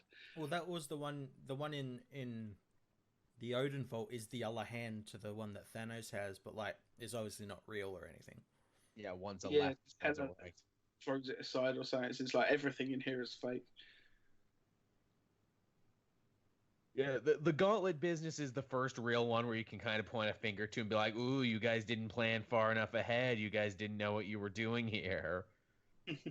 Well, I always took even when you first saw it in like the first Thor film or something, I took that as just like, oh, it's just like a nod. A fun cameo. Yeah, because it was way in the background. But then it got to the point where it's like, oh, people are actually really paying attention to this. I guess everything has to matter now. Yeah. We just can't put shit in willy-nilly. They should have just stuck with the explanation that, yeah, there is 2 Infinity Gauntlets. Like, they're gloves. There's one for each hand. Like, it would have been so easy just to say, like, that's the explanation. Just deal with it. They did the same thing with Torchwood. Like, in the early seasons, there was some resurrection gauntlet, and they destroyed one, and then like, another one shows up. It's like, how is this thing still around? It's like, they're gloves. There's 2 of them. How very British. I did think it led to a funny joke, though, with Hela being like, oh, yeah, this one's super fake. I did like that moment. Odin, just some tacky freaking antiques collector who proudly displays fakes. You know, hey, the eBay listing said it was real. Yeah, really. It had the certificate of authenticity and everything. Odin, all your autographs are auto pens. Fuck off, they are. That actually happened to me one time. I could have gotten an Avengers poster, and they're like, "Oh, it's signed by all the actors from the movie." And I'm like, "Is it really? Is it really their signatures, though?" Well, they're auto pens of their signatures, so it's not really their signatures then. Okay, I don't want it then. I've got to admit though, like I'd always regretted never actually going to get Stan Lee to sign an autograph when he was alive. Like the one time that he came to London, I am tempted just to find his autograph online and get a tattoo of it. Like even though he never signed it himself. Oh, you could do that incredibly easily. No, I don't think so. Especially because Stan Lee, when he was alive and had his wits with him, said, I tried very hard to make my signature completely worthless by signing everything they put in front of me. Sure, I'm like, that's fair, man. I can respect that. And I mean, the dude probably did more Comic-Cons than anyone in history, which I'm surprised no one's actually crunched the numbers of how many Comic-Cons he did, because I'd actually really like to hear that number. Yeah, I just couldn't afford to get him to sign anything. Like I think to get a photo was something like £70. It was like to get him to sign ridiculous. Something £30. I just didn't have that money. Likewise. Yeah, I always like the idea of getting something signed. Then I get there and I'm like, I managed to get something signed by him, but yeah, it's ridiculously expensive. Yeah. Like I forget what Mark Hamill wanted, like something like almost like 200. I'm like, yeah, I like you, Mark, but not that much. I will enjoy your work from afar. That's why I appreciated when I met Marv Wolfman, and I got him to sign an issue from Convergence. It was something that ties into Crisis on Infinite Earths, and like the first signature was free, so I was just like, that's amazing. Thank you. There's loads of artists though and writers that do that now. It's like I think Dan Slott I saw on Twitter earlier today. Like he'll sign the first 5 things you bring in for free. After that, he'll start charging. But 5 things, like that's pretty generous. Well, funny thing, Dan Slott, that's only a new rule he instated recently, because there used to be a time when Dan Slott would sign anything you had. The problem he ran into, he said, is that some people would be showing up with entire runs that he did of like 60 plus issues. Oh wow. Yeah. And he's like, fair enough. You have to instigate a rule at that point, don't you? Yeah, and he's like, all right, this is hurting my wrist too much. Yeah. It's nice until someone decides they're going to take this and take advantage. Yeah, there's always one asshole who ruins it for everybody. Pretty much. A new hammer, one to rule them all.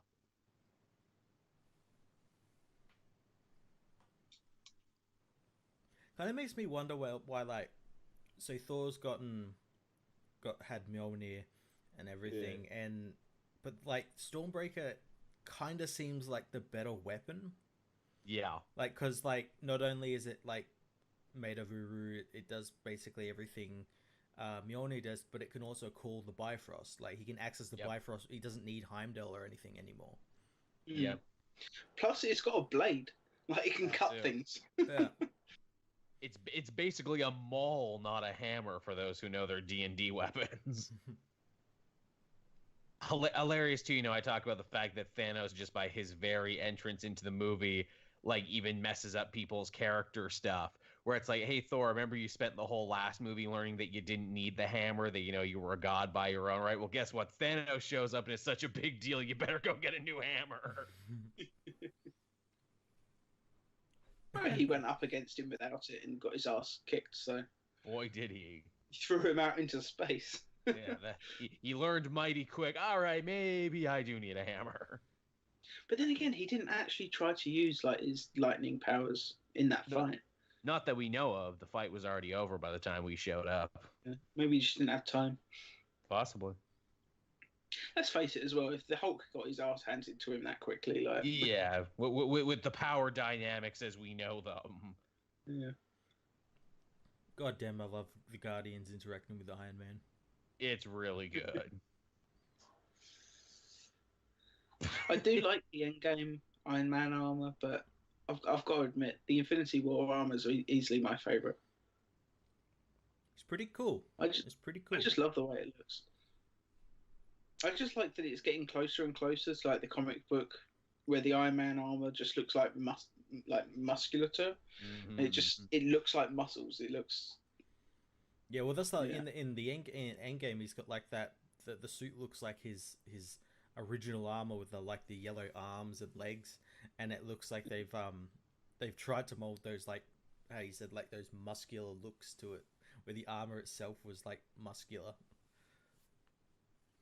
You know, in all these alternate futures that Doctor Strange saw, surely one of those futures did indeed involve Ant-Man flying up Thanos' butt to save everyone. That's the one that like almost worked, but then but then like Thanos, I don't know, clenched or something. I would love I would love to see some of those alternate futures. Ah, yes, I saw one where we had a dance battle and one where we all wore cowboy hats.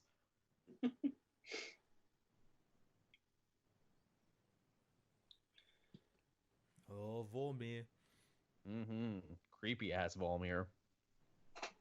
Again, reminds me of Berserk. That's that eclipsed sun. It does, doesn't it? Oh my god. Thanos is basically Griffith here, you know, sacrifice the person you love to the god hand. And you too, Thanos, will be king. I just love that they finally paid off, like what happened to Red Skull. Like it's really nice. It's like it's about time. Like, how long's it been? Like between first Avenger and this? Almost a decade. Yeah, probably about 8 or 9 years. I'm almost glad that Hugo Weaving refused to return to the role, because if he had, we wouldn't have got this awesome scene. Indeed. Hey, the guy they got doing it does a fantastic kind of impression of him, but an impression of Hugo Weaving doing his Red Skull. Oh yeah, you wouldn't be, you know, begrudged for thinking it was him. Oh, I thought it was. I thought it was, and they got him back. Yeah, the guy that plays him, Ross Marquand. Apparently, he does like really good impressions. Like he's an actor. He was in like The Walking Dead or something, but like his impressions are apparently really, really good. Also means Red Skull is back, and because he's done his job here now, we can actually get him back as a villain again. I wonder if we will. I doubt. Especially if rumors true that Chris Evans is leaving after Endgame. Hey, who says he has to fight Chris Evans? I could still very much see him fight Falcon or Winter Soldier. Yeah, he could, but it'd be a hell of a lot less personal. Yeah. I'm sure they could make it work. I need to see them meet one last time. Like, they have to. That's the one downside to this scene, is the fact that Chris Evans as Captain America isn't there. But then he would have no reason to be. Yeah, exactly. I mean, look, you know, I think having a Nazi supervillain would make a lot of sense in a day and age where Nazis are acting a fool again in the real world. It would not seem cartoonish at all. Well, I'm still kind of sad that the villain in Winter Soldier, Robert Redford, didn't turn out to actually be a disguised Red Skull. Like, that was a pretty great twist. Yeah. Much like the comics, you kept waiting for the moment where he tore off his face like, it was me all along. Yeah. Especially when you set up like Black Widow does the exact same thing in that scene where she disguises herself as the senator lady. Yeah. You're talking about like him coming back as like a Hydra. I don't think he would, because I think like coming off this, like he's kind of moved on from like what I assume like he would call like petty things, like being a Nazi or a Hydra. Like he's seen there's a bit more to the universe than that. I'm a space god now. Yeah, so he'd be like a space Nazi. Yeah, from space. Use the Baylet, Thanos. Use the Crimson Baylet. Get your wish. Yeah, the Gauntlet's gonna grow like eyes and a mouth and start screaming at him, and yeah.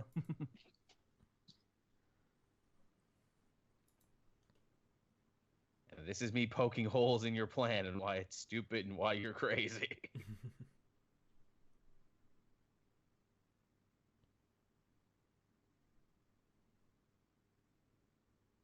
get nothing. No, you stole fizzy lifting drink, Thanos. Now, good day. Good day, sir. When's Gene Wilder going to join the Marvel Cinematic Universe is the question.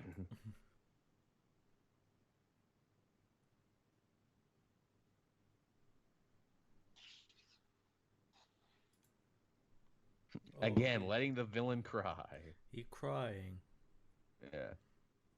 What a bold move that pays off for both this and Black Panther. Showing that your villains can have a range of emotions, not just anger and aggression. I also like that. It happens in a bit, but like Gamora will just like kill herself. Yeah. Or like try and kill herself. Mm-hmm.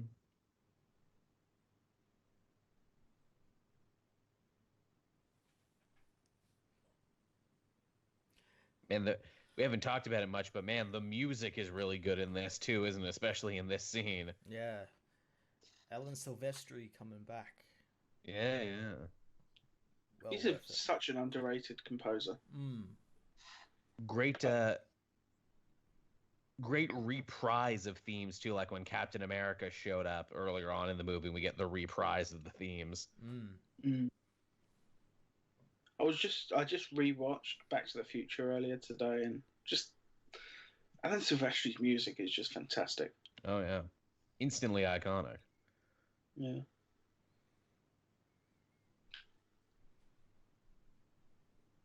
That 1,000-yard stare.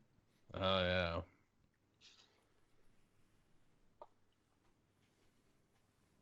Oh no, she died. And bleeds green, which I never really noticed when I wasn't watching the Blu-ray version. Yeah, that's the first time I noticed that as well. Great big green blood splat. Yeah, which is fine. We can still keep it PG. So long as you don't bleed red. Which is funny because they did Thanos, and like obviously his blood's like purple and everything, but like in the right light you could think it was red. Yeah.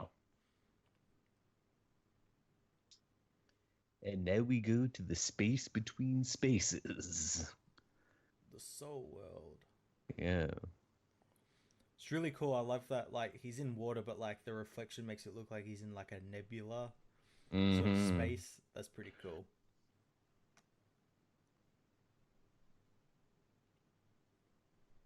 Man, that's a lot of work to get that damn Soul Stone.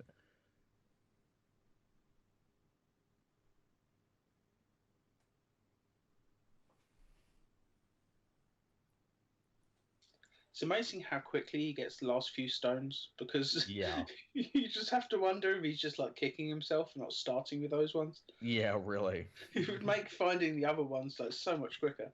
Bet my job would have been easier. Yeah, well, and as well, like, he never wanted to do it himself. He wanted everyone else to do it for him, but everyone fucking failed him. So yeah, he had just started. Fine, I'll just do it myself. Well, that was even the post-credit there. Well, I guess I'll just have to do it myself. Again, too, talking about kings who are having a terrible week. So as we talked about in the Black Panther commentary, Matt, T'Challa was only king for a few days when he had to stop an uprising by, like, you know, his evil cousin there that he didn't know about, which means he probably had to court-martial and imprison a bunch of people who backed Killmonger. And now, not long after that, the superhero community chooses to use his country as the staging ground for a superhero battle at Helm's Deep. So he's just having a rough one. To which even when Okoye says, you know, when you said opening up the country, I thought we were going to get, like, I don't know, the Olympics or a Starbucks or something. But no. Man, how would the Olympics work with, like, Wakanda and everything? Because, like they're all superhuman. Yeah, like how would that, like, work? Like, oh, you've been on them heart-shaped herb steroids, have you? Yeah, really. T'Challa could not compete. Okay, look, how would you even test for that as well? Well, your piss is bright purple, and I'm pretty sure it cured my glaucoma. So, you know, I'm pretty sure you can't compete. Some of it splashed on me and it cured my cancer. Yeah, really. Which, on one hand, thank you, but on the other hand, I'm sure this is a prohibited substance. We missed it there, but there was that line that everyone seemed to be bothered by, from Shuri to Banner about doing his best to help Vision. I'm just like, well, first, like the line doesn't make sense to me because they weren't the ones who created Vision. Right, that was Ultron was, so like he didn't have any part in like whatever she was talking about. Yeah, they made it sound like they built him. I just put it off as like, oh, Banner doesn't want anyone to know like he created Ultron and Ultron created this robot. Right. I like that. I suppose he's made of vibranium though, so yeah, they have some connection to him. Yeah, fair enough. Even if it's tiny connection, but tangential, I'll take it. Yeah. Or maybe it's just a retcon because Age of Ultron was. I liked it, but let's face it, it was a little bit of a disappointment. It's not Iron Man 2 levels disappointing, but it's better retroactively because they actually build so much off of Age of Ultron. Well, see, even like Iron Man 2 is better retroactively because you got all that stuff that was built up from like Winter Soldier with that senator and like gives like a little bit extra reason why like what was happening to Tony was happening. Yeah. I guess that's the thing when it comes to these Marvel movies now, where it's like you can really only compare them to each other in the greater scheme of things, and some actually do rise and fall. So I'm just hoping they bring back Sam Rockwell as Hammer. Oh yeah, that'd be too fun. I know they did kind of for a cameo in that All Hail the King. Yeah, which was really good. That was great. That's easily my favourite one shot, but Same. I wish they'd bring him back for a bit more. Heck, in Ant-Man and the Wasp, that Walton Goggins character, I'm like, okay, you're really good, but man, you should have been Sam Rockwell. Yeah, this feels like it should have been Justin Hammer. Yeah.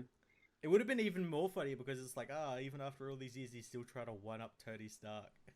Absolutely. And the fact that even Ant-Man gets the best of him, showing that he is a poor man's Stark.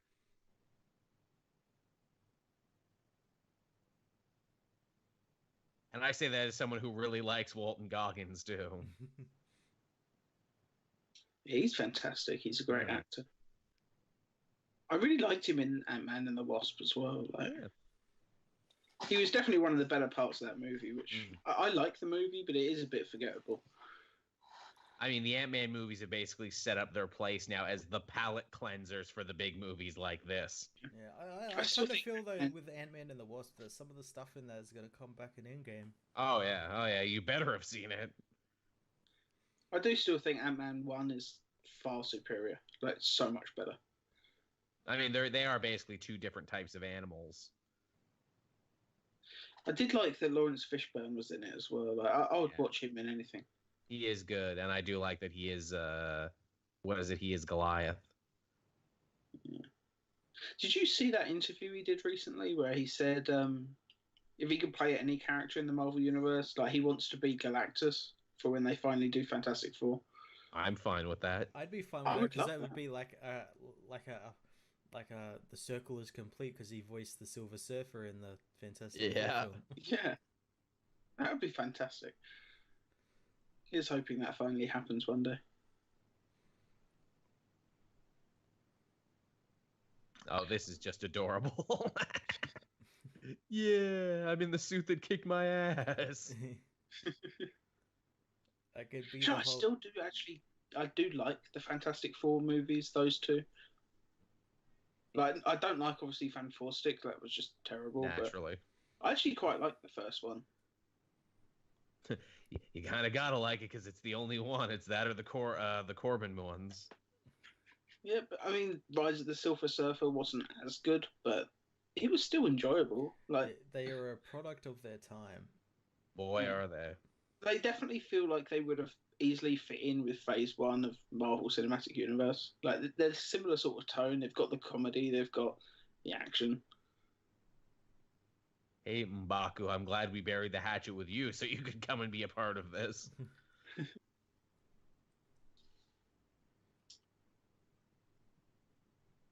Hey, don't be touching my shield. Don't be touching my energy shield. You kids get off my lawn. Yeah, getting through this wall. Mm-mm. Make Wakanda great again. Look, we're just saying. We ain't gonna let you illegal aliens in. Says Black Panther. We must open our borders and help everyone who needs it. Well, okay, maybe not these murderous aliens, though. I don't know. Oh, this is great. The things that open up, like the mindless ones. Our henchman, putty patroller army for the movie. The Outriders. Another thing from the comics. Indeed, which I was happy to see them here. Didn't this movie come out and then weren't they like in a comic like the next week? And it's like, man, they haven't used these guys in forever. Why are they here? Oh, because the movie. I think they might have been in the Blackwater. I think so. Yeah, I think you're right. I don't know what you're saying, but I want to join in. Is it cultural appropriation if I join you in the war chant? Because if it's just for the Wakandans, I understand. Oh, look, they're like moths going to a light bulb. And again, because they're aliens and not humans, you can like cut them up and make them bleed. Absolutely. You can be more violent with it. Yeah, you cut a human in half by the waist, like you're pretty much going to get an R rating. All right, shield benders over here. Magic spear guys in the back. Get Bucky the biggest fucking gun we can find. I like that he's still using the gun from Civil War, which was originally Black Widow's. Yeah. I like too that's such like a big gun that like feels like it would feel very much at home in like a Rob Liefeld book. Like he like a little tear came from his eye when he saw that movie. I love how big that gun is. Just need some pouches attached to it. Yeah, put some for extra ammo.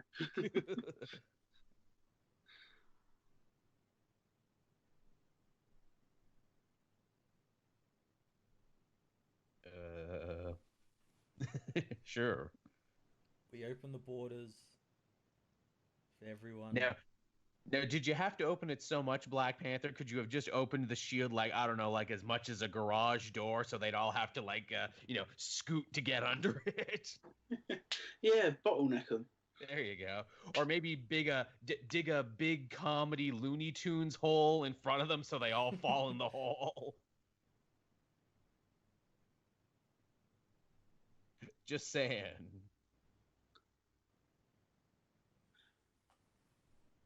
See, if they just had a little bit more time to prepare, they could have like planted a load of landmines and just directed them so as soon as they run through, they just all get blown to pieces. Or they could steal the plan from Braveheart and they could cover like the front of the field in gasoline, then shoot some flaming arrows at it and burn them up. Or steal the other plan from Braveheart and moon the enemy. That would have worked. Till they can take no more and surrender. Oh no, wait, these monsters have no eyes. Ah, shit. Well, there goes my mooning ploy. Captain America, how can he be more badass than one shield? What about two shields that are also gauntlets? Yeah, hey, Black Panther, can you give me some time? I'm still troubleshooting Vision over here. I gotta watch some YouTube tutorials. I gotta update these drivers and everything. I gotta reboot. And... I mean, I don't want to have to restart Vision in safe mode, but I will.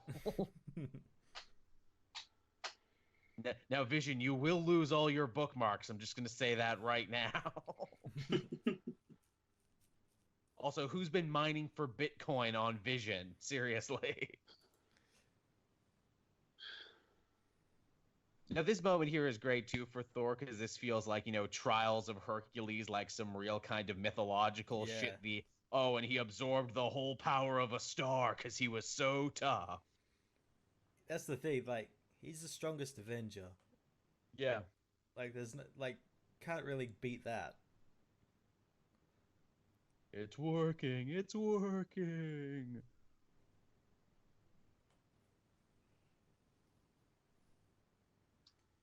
Dinklage is pleased. Since you said it's working, all I can picture is Jake Lloyd in this scene. That's exactly what I was going for. Quick, Thor. Do a barrel roll. That's Jar Jar Binks is holding the sun open and... We're gonna die.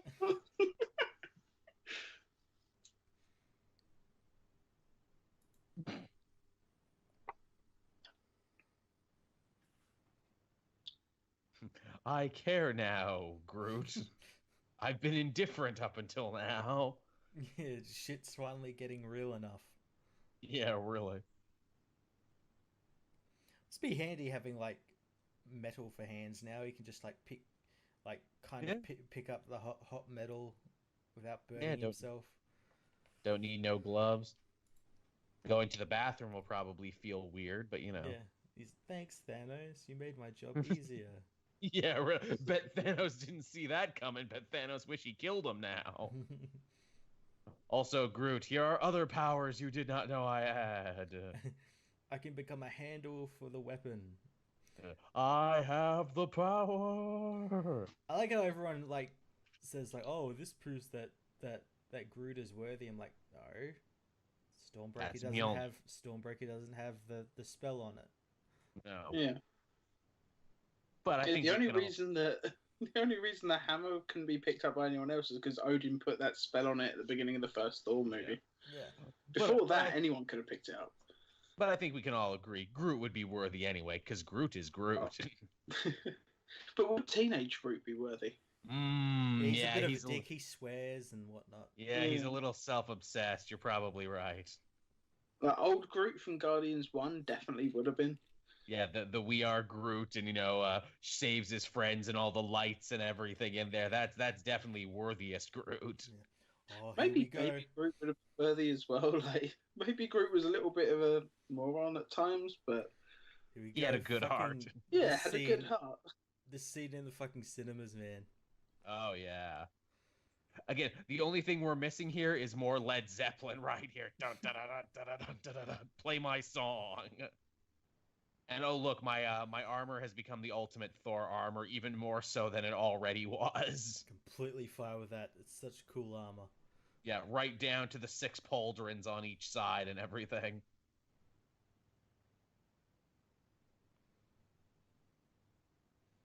Again, this is the moment from, Lord of the Rings. The elves came to help us. Thor came. The Asgards came to help us. And by that we mean one Asgardian came to help. Calls for aid. Yeah.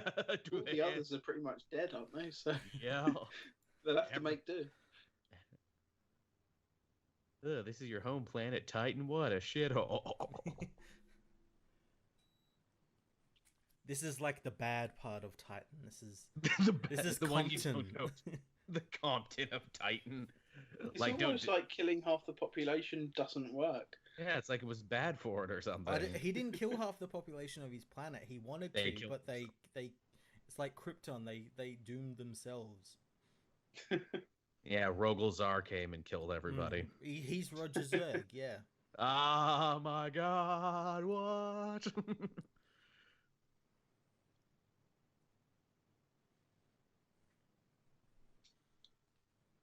I know I've said it twice before already, but man, this movie is visually stunning. Sure is, especially shots like this.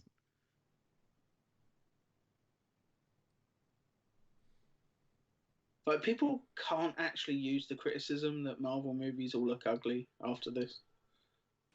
They will, but they shouldn't. They will, but they shouldn't. Yeah. And my father, mentor, who was also my mentor. I like that you can see like his race in the background and like how they all look like normal people, but like all I'm really getting from like, because he mentions he looks different. Obviously from the comics we know it's because of his mutation, quote unquote. Yeah. But like all I can think of is like he doesn't look all that different. So I'm wondering if they just like picked on him because he decided to be like a gym bro. Yeah, really. You know, Thanos, you've been eating that protein again, huh? Yeah, wear space wife beaters like he's doing now, and just like work out and everything. Like, hey, this guy's a weirdo. He went I through a just real. imagine it was because like teenage Thanos was like writing like depressing poetry and Oh he yeah. wrote Yeah, he's a songs real. about He was killing half the edgy. population. Yeah. Like that's why they hate him because he's like this guy's fucking nuts. I'm in love with Death. Death talks to me. Yeah, sure, Thanos, whatever. No, Just she's a like cool lady with a skull face. I just imagine him like insisting on like reading out his poetry in front of like a school assembly. Oh, you know he did that. And they're like, oh god, this purple guy.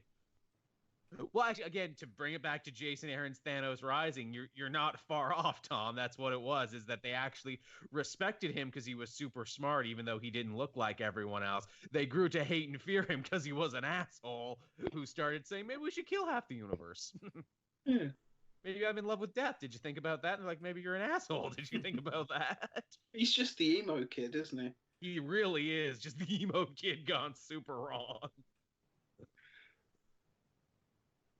Yeah, I just imagine if he hadn't shaved his head, like he would just have like the typical emo haircut, like big, hair covering one eye. Oh yeah, big Chris Gaines mop cut on him.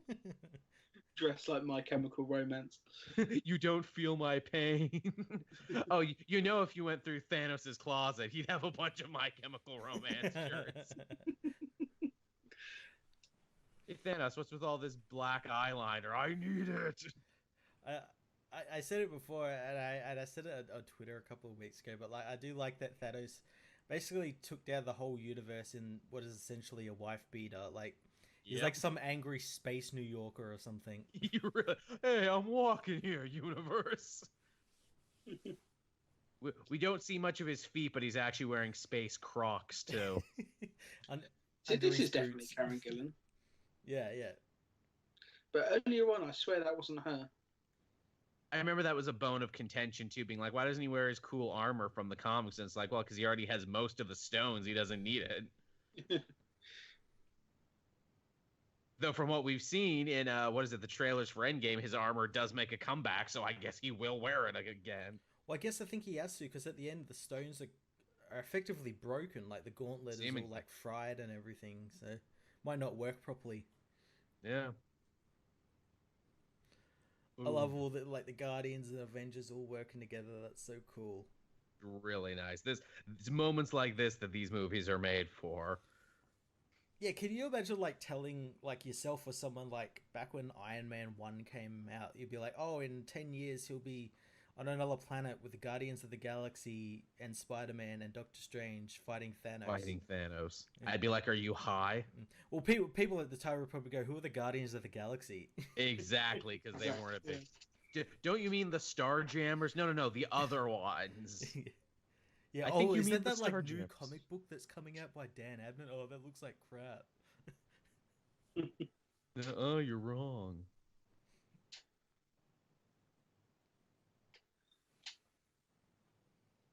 Yeah, don't tell me that. That's the last thing I want to hear. And the fact that in his messed up mind, he actually is sad in his head, and we know that because Mantis is an empath and she wouldn't lie. That's how much of an abusive jerk he is. He's gone and done like a full mental backflip to be like, no, I'm the victim because I had to kill Gamora. It was her fault. Yeah, it was her fault. She made me do it. If she wasn't such a bad daughter. Yeah, exactly. He's gone the full abusive parent. Yeah, this is the point people get all mad at Star-Lord for, and I don't think he deserves it. Again, I think this is all very much in his character. Oh, yeah.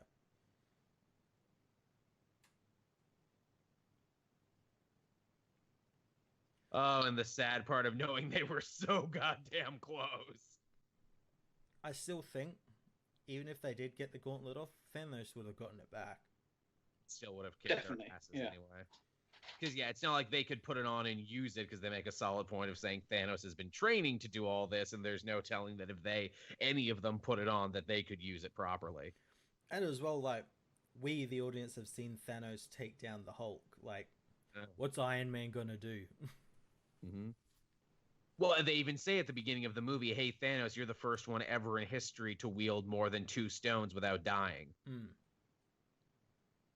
Also, he actually punches a moon at them like in the comics. Did you ever think you'd live to see that? Oh yeah, and Thanos will punch a moon at them.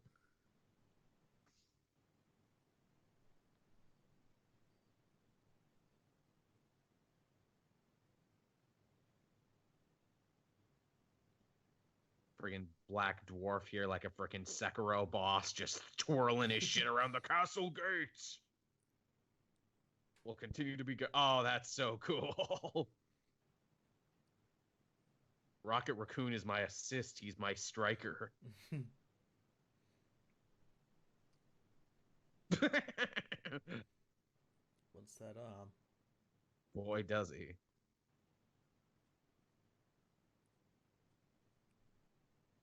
It's these moments, too, the movie exists, too, for the banter.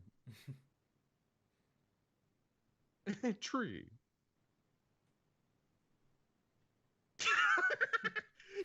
just so pure and so wholesome and humble. I am Steve Rogers. You feel like if they kept talking, they would have kept doing that back and forth. You said, I am Steve. Yeah, you wouldn't understand that that's all he could say. Yeah, not because he's dumb, Steve, but because he's so humble. You'd be like, hey, he doesn't seem to understand. I'll just keep saying it. Because that's what we do in America. Also, too, hey, can we just say that this Marvel movie did the war wheels before any DC movie could do it?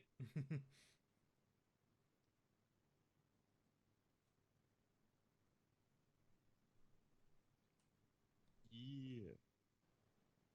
And now Scarlet Witch reminding you, oh yeah, I'm really fucking powerful, aren't I? Well, even like Okio says, like, why was she up there? Because we wouldn't have had this cool fight. Also, too, don't make Scarlet Witch too mad, or she'll House of M you all. Although maybe not, because she might not be a mutant. Depends. Maybe she's an Inhuman. I don't know. Watch WandaVision on Disney Plus, and we'll figure that out. Again, I'm telling you, that's how that show's gonna go. She's gonna spend the $100, get that 23andMe genetic test back, and be like, "Oh, apparently I'm 100% mutant." Go figure. Like, oh well, maybe that's why the stone worked on me. Yeah. Hey, Vision, do you want to travel around and get in touch with my mutant heritage? Only if we can get in touch with my robot heritage. Yeah, my dad's apparently this weirdo who lives out on an island. Has some pretty extreme views on mutants and humans. I mean, really extreme. Oh, here we go. This might be my favorite unexpected. Like, okay, these three are gonna fight now. All right. It's a cool fight. It really is. Oh, and the fact that they're running up and down. Because it's a space you wouldn't expect them to have a cool fight. It's like, okay, have a fight in this ditch. It's like, no one has a cool fight in a ditch. Oh my god, they're having a cool fight in this ditch. Go fight in the ditch. Uh-oh. Again, Banner never gets what he wants. Even his cool moment is taken away from him. I do like this moment with Banner where he's like, oh, fuck it, I'll do it myself. Mm-hmm. See, this is a scene where all of those remote control Iron Man armors from Iron Man 3 would have come bloody in handy. Boy, would they have. Just imagine if 30 other Iron Man suits just appeared from the sky and started helping them. Like, it might actually change the result. I mean, in the end, Thanos still got what he wanted, but maybe not so many Wakandans would have died. Yeah. Because I'm going to assume it's only Wakandans who have been dying up until now. That's great. I do think, though, that like that part, they probably changed it, obviously, before they shot and everything, but it felt like this part here was where Hulk was meant to come out. Yeah. And they're like, nah, save it for the sequel, brah. Also, man, Proxima Midnight's death, she gets it really rough. Oh, yeah. She explodes in like purple mist. It's cool. Yeah. It's so awesome. Man, Vision is not having a good day. Just getting stabbed repeatedly, thrown He's around. Like, please stop stabbing me. Hey, he gets his back on Corvius, though, near the end of it. I'm like, well, that's poetic justice. He got his win back. Also, too, man, how friggin' tough is Black Widow to keep pace with this friggin' alien monster? Yeah. Ow. That's why she's an Avenger. Exactly. And why she'll probably be getting her own movie soon. I hope so. It's about bloody time. Yeah. I just want that meme of her, like, fighting Thanos with a gun to be real. Like, they're on the battlefield and she's just shooting at Thanos. It's doing... It's like it actually does something. It, like, kills him. Like, wow, that was really easy. He was weak to lead? What do you mean his race was allergic to lead? Seriously? Yes, that's something I always think with comic book movies, though. If more people just had like automatic rifles, it would change so much. Like even Spider-Man, like with his spider sense and that, and his agility, like he could probably dodge a fair amount of bullets. But if there's like 5 guys with miniguns, like he's basically dead. It's gonna be rough. Yeah. I also like in that moment too, Spider-Man admits, I'm sorry I don't remember everyone's names. Oh my god, here comes the Dragon Ball Z anime fight. Oh yeah. Can Doctor Strange defeat Thanos? Find out next time on Avengers Thanos Defeated.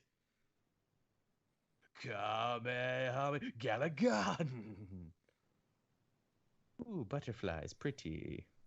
Now I'm opening my third eye chakras. Yeah, the images transformation of Icon. And the crimson bands. The crimson bands of Sidorak. So cool. Which again, I don't know. Can they say Cyttorak, or is that an X-Men thing? Because that's where Juggernaut gets his power. Well, to be fair, like I don't think they'll be doing.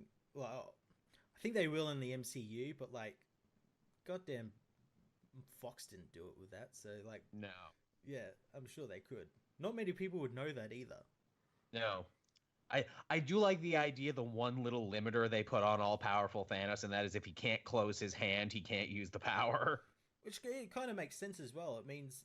But as well, like, he has the Mind Stone... He doesn't have the Mind Stone yet, so, like, he couldn't use, like, his mind to just activate the gauntlet. Yeah. So, like, he might have to just keep closing it. Gotta keep his hand open somehow. Quick, put some super glue in there.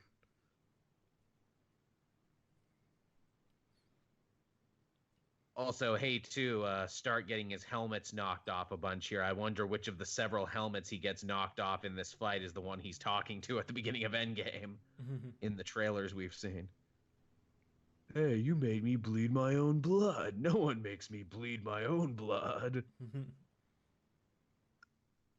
Ow. They make that look so painful, don't they, when his head's just rattling around in the helmet? Can you imagine the concussions he's suffered so far? Why do I taste copper? Why is my vision blurry? And like even this bit here where it's like, oh no, don't hit him in the head. He doesn't have a helmet. He'll knock his head clean off. You gotta wonder as well, like, why they haven't really done any, like, because we see, like, through all, like, the Iron Man films and the Avengers film, like, Tony just get, like, the shit beat out of him. Oh, yeah.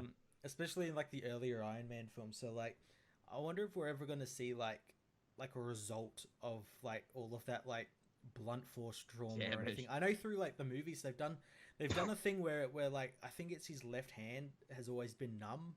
Where, like, he keeps, like, holding it and, like, massaging and everything. So that's, like, kind of, like, a cool little thing because he keeps falling on that side of his body. But like, yeah, I'd like to see them like do something with that where it's like it takes a toll on him finally, and he like has a brain aneurysm or something.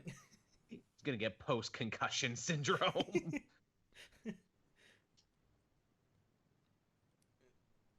Or he'll start getting like dementia or something because like he's like a college football player who gets like knocked in the head too much. He gets too many brain traumas.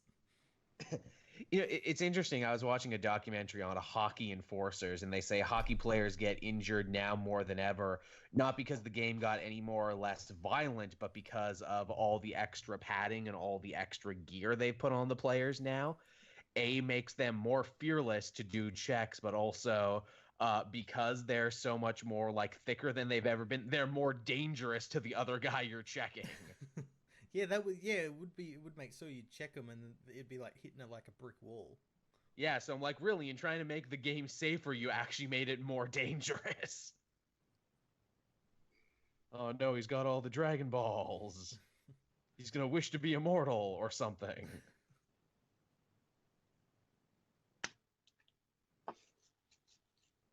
No, oh, you're not gonna be all shiny with your bling, not on my watch. Like when Peter did that, I just love like Thanos' face is like, what the fuck? Like, really, dude? What are you doing? He doesn't even try and kill him. He's like, later, bro. Well, we're all boned.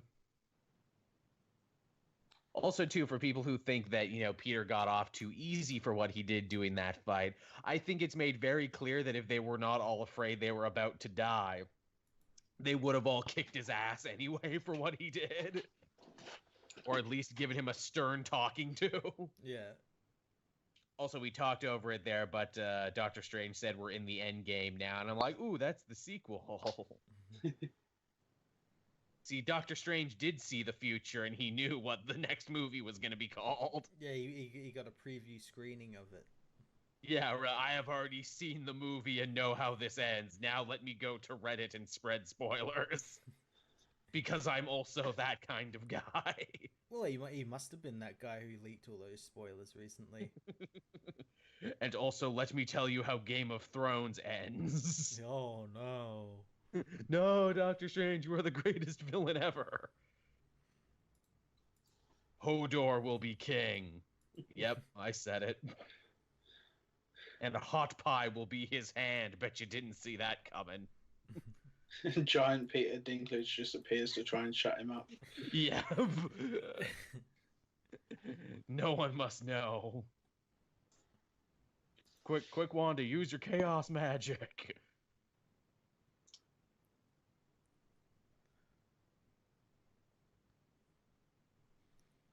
Really better. Thank you for pointing out the obvious. The man with the gauntlet and all the stones. I didn't know. You wouldn't even need to like him to say something to. Oh, this guy just teleported in. It's like, oh, well, that's obviously the big bad. I'ma assume. Oh, the boss fight music starts playing and nobody realizes. Yeah, it's like, where's the boss?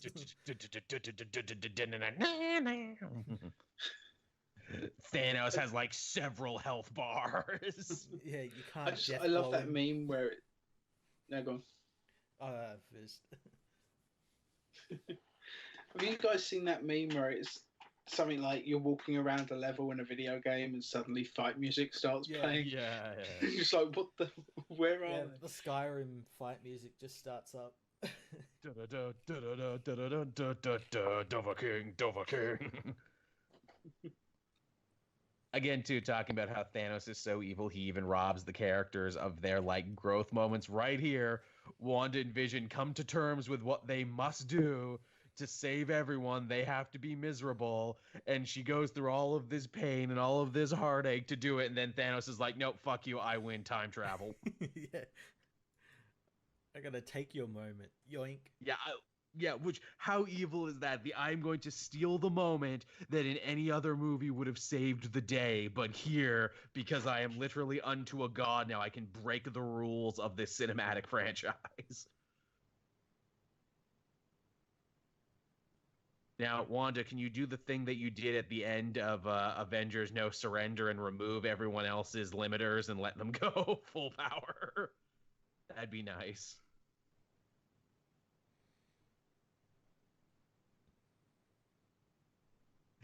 Again, in the theater, everyone's like, well, geez, how are they going to get out of this one? The movie's almost over. Yeah, how are they going to win? Yeah, how are they going to get out of this one? Oh, how it does still make me laugh, though. Like, it's been known since before the movie came out, this is part one of a two-part story. I know. I know I said it earlier, but if they had one, what would the sequel even be? Avengers do their taxes. Just 2 hours of them writing off all their business expenses. Just 2 hours of them eating shawarma. Good shawarma. Oh, I agree. Real good shawarma.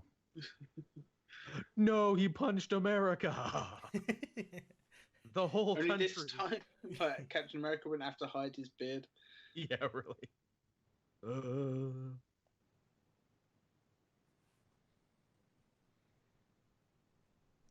See, now Wanda's pretty fucking strong. She's destroying an Infinity Stone while keeping someone and who has 4 Infinity Stones at bay. It's a great little moment for her, isn't it? To be like, maybe you've all been underestimating her. And that once she grows into herself, she'll be pretty goddamn unstoppable. I like that as well. Like, Vision is crying as well. Yeah. How do robots cry? Do Visions dream of electric sheep? You'll see.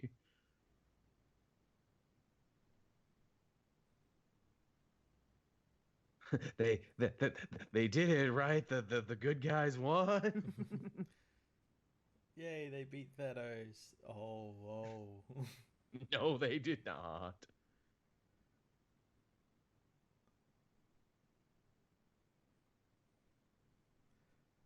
Let me just take your moment here. Yeah, let's take a moment away.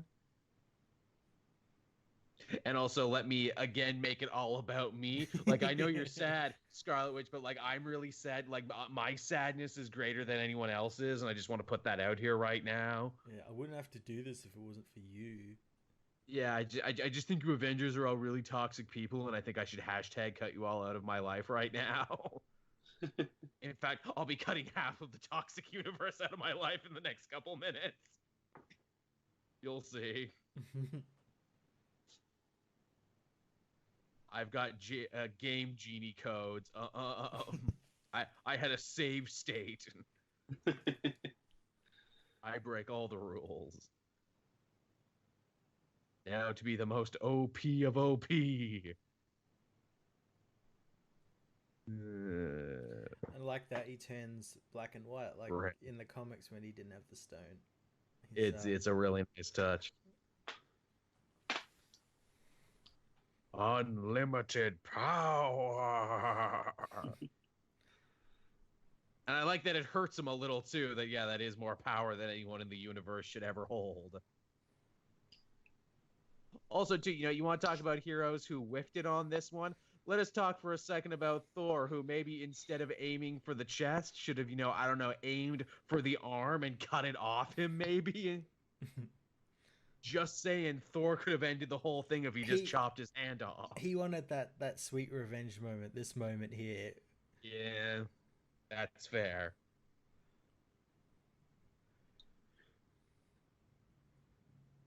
Again, he's still not over the ass whooping he got laid on in the first 5 minutes. Yeah. Should have aimed higher.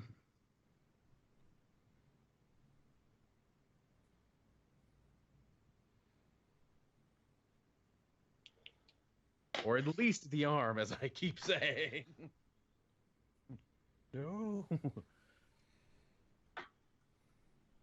Oh, I'm in the lodge from what is it? Twin Peaks. Yeah, I'm in the Twin Peaks lodge right now. Little Gamora's gonna start speaking backwards to me now and burning a playing card. Yeah, and there's gonna be a one-armed man and like a weird tree thing. Burns his suit. What? Check Burns' suit, damn it. Yeah, it's got the Infinity Stone in it. God. Why are you all so stupid?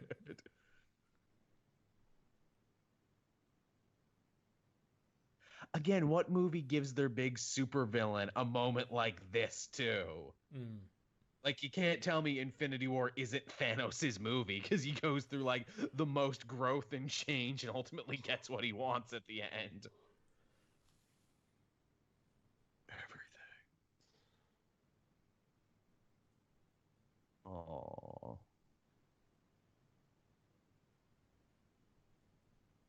I am the sad now.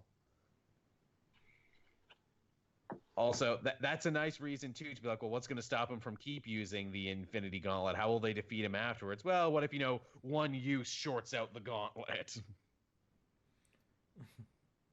Which is a fair compromise, too, where it's like, oh, it's so much power, obviously. You fucked up, Thor.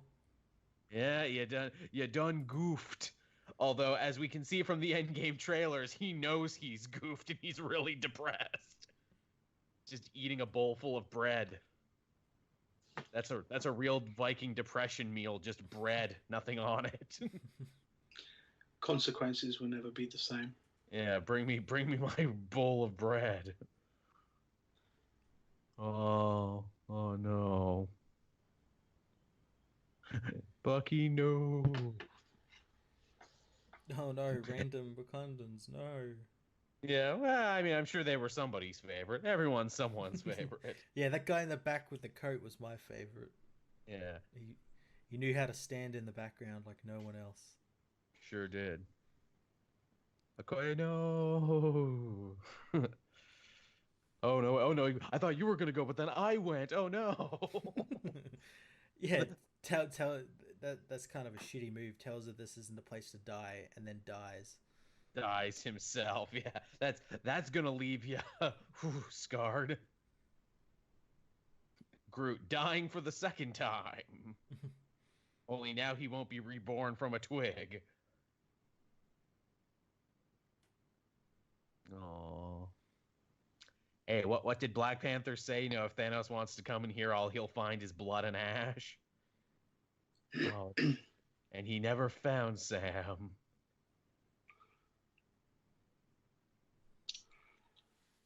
This group getting the most decimated, where there's only 2 people left at the end. That's real strange that all but 2 died.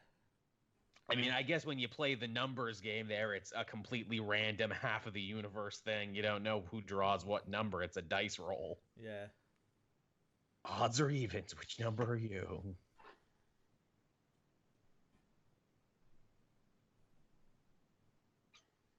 And as many people put, one of the saddest things about this scene is, of course, Peter's, I don't feel so good, because probably with Spider Sense, he knew it was going to happen before it happened, and he felt his impending death. Yeah, just like Mantis did. Mantis felt like something was happening. Yeah, which I'm sure Spider Sense, with severity to lethalness and bodily harm, I'm sure that's the worst Spider Sense action ever. I'm going to be dead in the next 10 seconds. Yeah. Not even dead, cease to exist. Doing his best Doctor Who now. I don't want to go. I don't want to regenerate. you were great. He's turning into Tobey Maguire. Aww. You were great, Iron Man, and you know what? So was I.